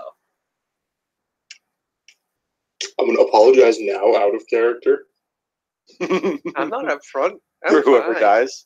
Is it still a water elemental? No. Is this storm? Is there such thing as a storm elemental? Yup. There is now. Because the water, which was surrounding it, as the lightning bolt hit it, that water essentially exploded, revealing, creating a storm elemental inside of it. I'm hoping it's not primal storm elemental, because that'd just be absurd. It's gonna be go back to your challenge rating. His primal is 996 HP. So do I recognize this, and what do I know of it? TPK. So, for example, with can I discern an elemental? Yeah. Okay, I'm gonna do just that. Well, let me just open the sheet. I'm diving in on that too. Everyone gets to try. No, this is all you guys. I know nothing. I rolled a 1. That's perfect. Crit and a 1. I rolled a 2. And then a 20. Crit 1, 2. I'm just like, I'm pretty sure that didn't exist. Is he even elemental? Could be faking it. No, Dana, you're going. What I'm trying to find out is his stats: dexterity, strength, constitution. Judging purely by the size of it, this thing is ludicrously strong. I rolled a 2, but I got a 27. If it makes a difference. Well, I rolled a crit. I'm did looking you? Okay. for his I didn't weak hear that. stat. You'd say his weak stat lies in his intelligence. These things aren't particularly intelligent in what they do. What about dexterity? If you're trying to judge, between its fortitude, its reflex, and its will, you'd know that its reflex and its will are lacking, but its fortitude is really quite immense. Right. Oh, actually, hang on, no, I lie. It has a naturally high reflex. Its will is its weakest point. Right. What about weakness? Right. So what about his base dex stat? You know it's about average. He's not particularly dexterous. Right. Well then, does it say that it has? Let me just see. Fortitude negates. Nah, fuck that. I'm not gonna use that spell. But what I'm gonna do is right. Let me just see how much that spell costs. Because I had such a fluent idea of what to do with Patchy.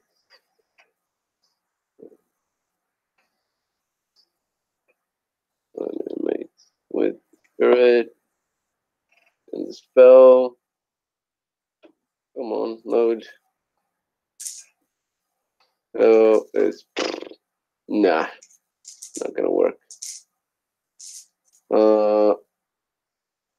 Right, so that said, I think I have Boreal Wind up.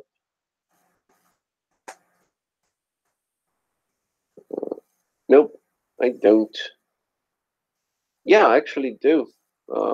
So it's a Storm Elemental, and I'm just gonna tell you what this spell does.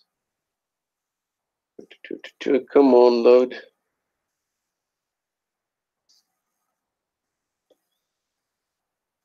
Greatest star. So, do I know if it has the aquatic subtype? It does not. That was the water exploding off of it. So it has. It seems to be the air subtype. If you had to make an educated guess. Right. So.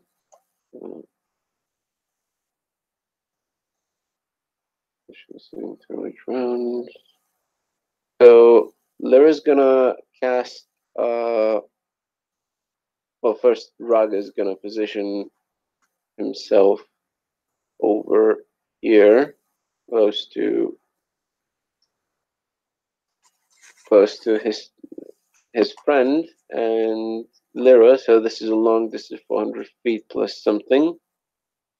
Give me a second. So it's 20 feet wide, 20 feet high, it's 400 feet long, and so Lyra's gonna cast Boreal Wind and creates a strong blast of Arctic air that originates from your fingertips. So Lyra's gonna come over here. Come on. Yep. Pretty much, and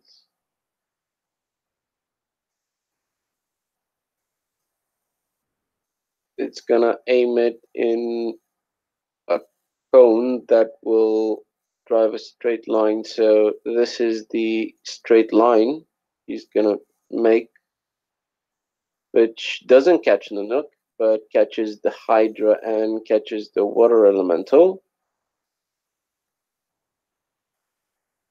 And it does so large flies, that doesn't apply. All creatures caught in the air take 1d4 points of cold damage per caster level. For a successful fortitude saving throw negates the gust effect, so it doesn't fly away if it catches the fortitude, which is 5 plus 5 plus 10, so that's 20 fortitude. Those that fail to save are pushed away 3 feet per caster level. And they need to make an additional save, and it's 1 round plus 1 round for 2 levels. So here's the 7d4 damage.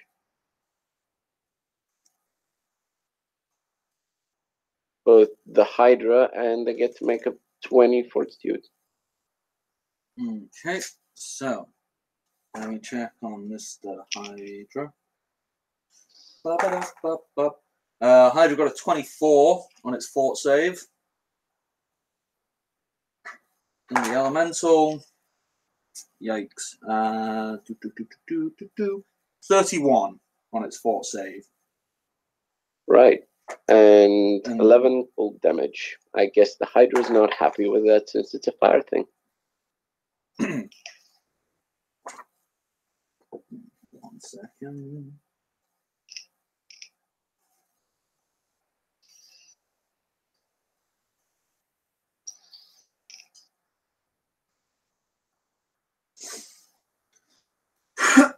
Okay, so 11 damage for the Hydra. Ain't looking too happy.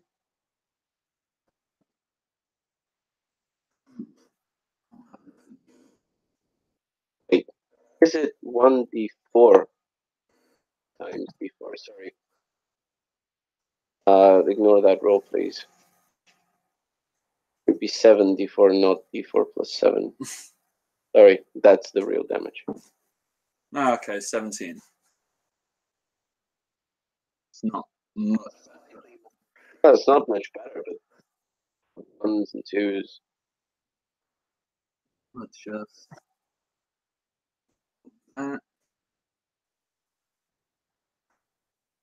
Alrighty.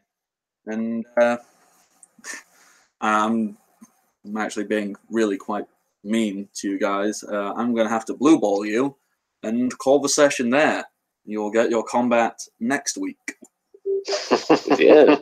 No worries. Okay. Oh dear. So, well, you defeated Patchy. You defeated the evil. Didn't even know we were there. Nah, Yeah, you know, wanted to- he's turned around, a giant dog tried to bite at him, and then an arrow, or a crossbow bolt hit him, then an arrow, and he was about to say something, and then burp. And He like one, gets hit with the crossbow bolt and then like looks down and is like, ow, and then just gets speared through the chest with the fucking halberd. one final bit of DM descriptive magic. This giant storm cloud that now doesn't stand, it floats, but now floats before you, lightning crackling off of it, wreathed in eldritch energy. As you stare deep into this swirling mist of purple and black and orange clouds, you swear you can see a face. The face of a twisted, wrinkled, elderly creature cackling as lightning emanates from it. There's the bitch. We need to kill the bitch. Is it storm now too? There is a storm building. So let's take a couple of seconds to Oh build up. crap, these things probably have lightning resistance, don't they? All right. So I'm gonna wrap up the stream. No one has watched this. No one will ever watch this, most likely. But I'm gonna pretend like you all did. So thank you for tuning in. I am the Bardic Narc. These were my lovely players with Grim, TJ, Nick, Pickles, Hey. and See you around, guys. we will see you all next week. Thank you very much.